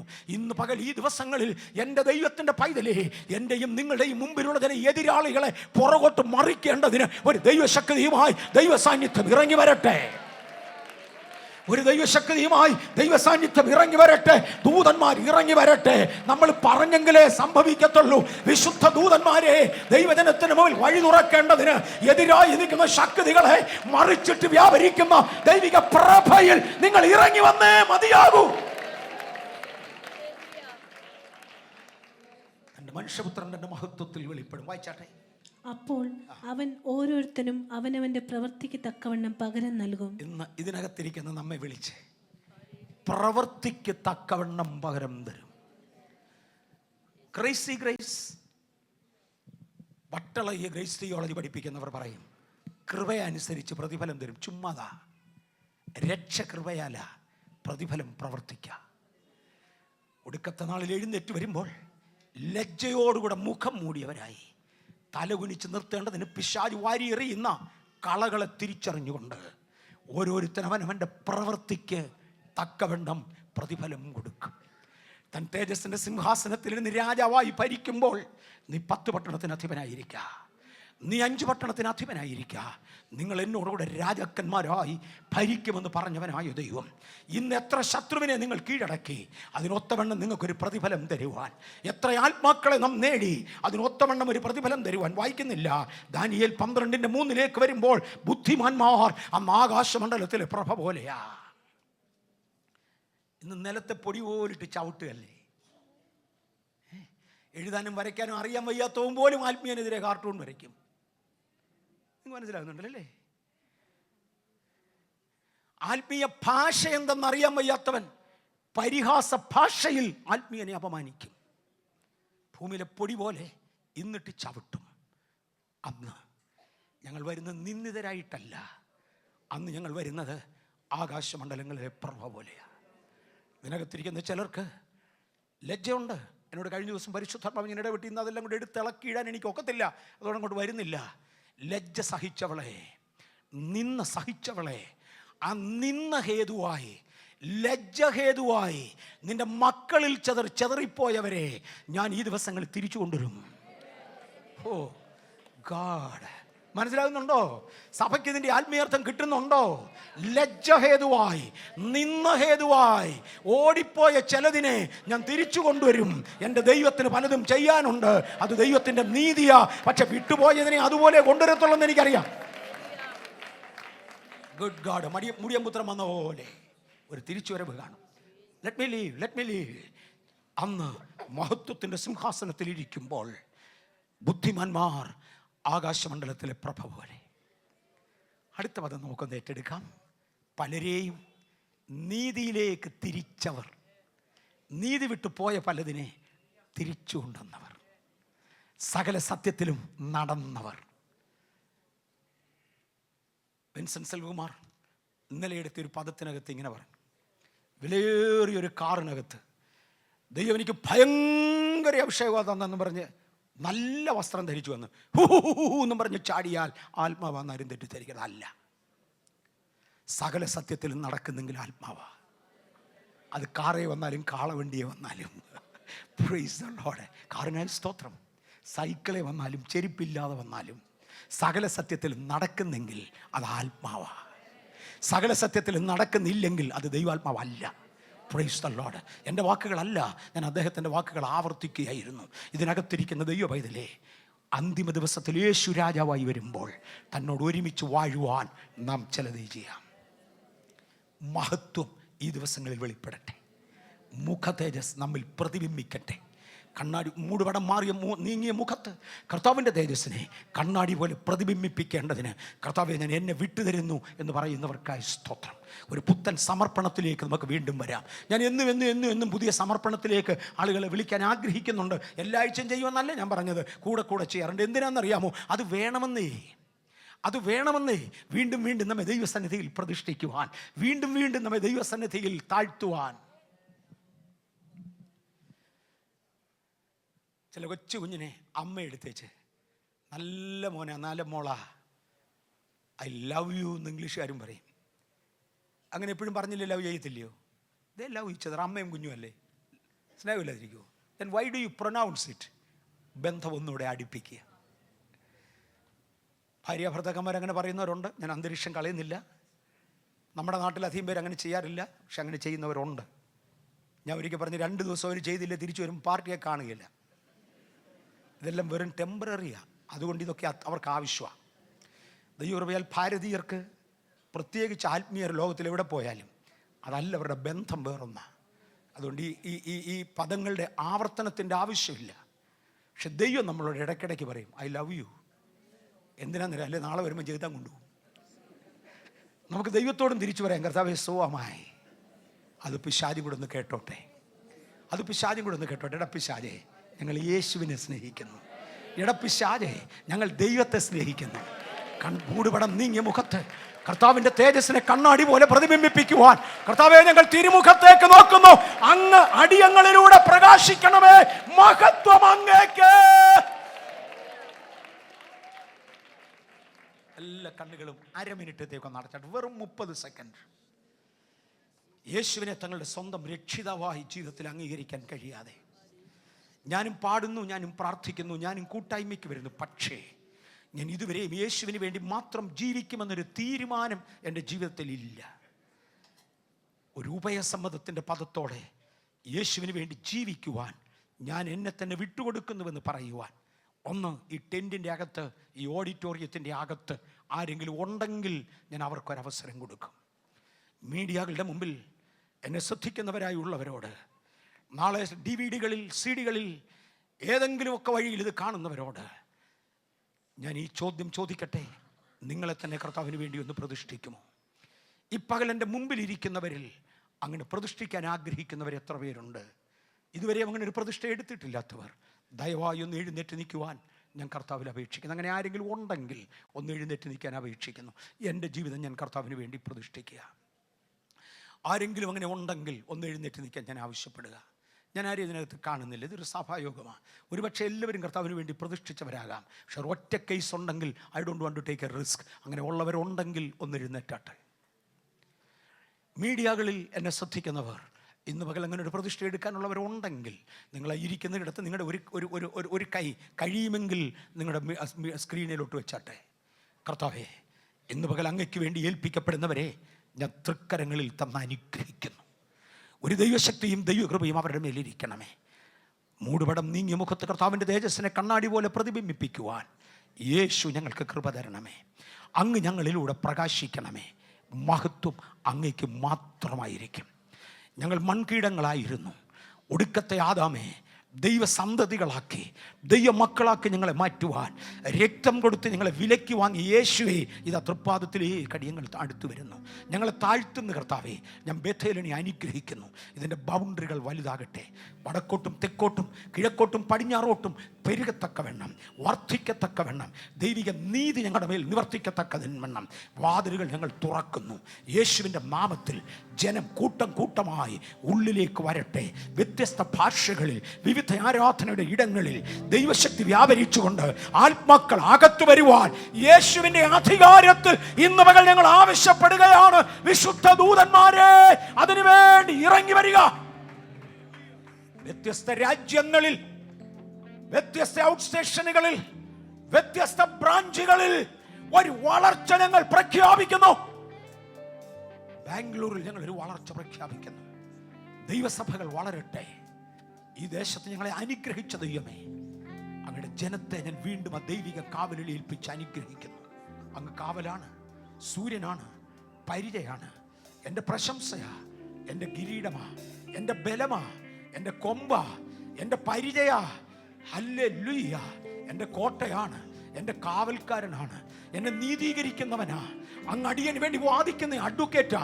അങ്ങന്റെ പിതാവാ, അങ്ങന്റെ ന്യായാധിപനാ. ഹല്ലേലൂയ. എൻ്റെ സകലത്തിലും സകലതുമായ യേശുവേ, ഇതാ ഞാൻ അങ്ങനിക്കുന്ന മക്കളും എന്ന് പറഞ്ഞുകൊണ്ട് ഞങ്ങളിതാ അടുത്തു വരുന്നു. അടുത്തൊരു തലമുറ തേജസ്സിലും വിശുദ്ധിയിലും ഈ മണ്ണിലും എഴുന്നേൽക്കുവാൻ ഞങ്ങൾ ഇന്ന് അവരെ ക്ഷണിക്കുന്നു. വരുവാനുള്ള തലമുറ യേശുവിന്റെ നാമത്തിൽ എഴുന്നേൽക്കട്ടെ. രോഗികൾ സൗഖ്യമാകാം, രോഗികൾ സൗഖ്യമാകാം. ഇന്ന് പകൽ ഒരു ദൈവശക്തി അവരുടെ മേൽ വ്യാപരിക്കട്ടെ. രോഗമുള്ള ശരീരങ്ങളെ ബലപ്പെടുക, സൗഖ്യമാകുക. ക്ഷീണിച്ച ഹൃദയങ്ങളെ ധൈര്യപ്പെടുക. തളർന്ന മുഴങ്കാലുകളെ ഉറച്ചു വരിക. തളർന്ന കൈകളെ ബലപ്പെട്ടു വരിക. തളർന്ന വ്യക്തിത്വങ്ങളെ ജീവന്റെ പുതുമയേറ്റെടുക്കുക. ഇന്ന് പകൽ ഒരു ദൈവിക സാന്നിധ്യത്തിന്റെ മറവിൽ ഞാൻ അങ്ങയുടെ ജനത്തെ ഏൽപ്പിക്കുന്നു. മുഴുവൻ മഹത്വം അങ്ങേക്കാകട്ടെ. മഹത്വം അങ്ങേക്ക് കർത്താവേ, യേശുവിന്റെ നാമത്തിൽ തന്നെ.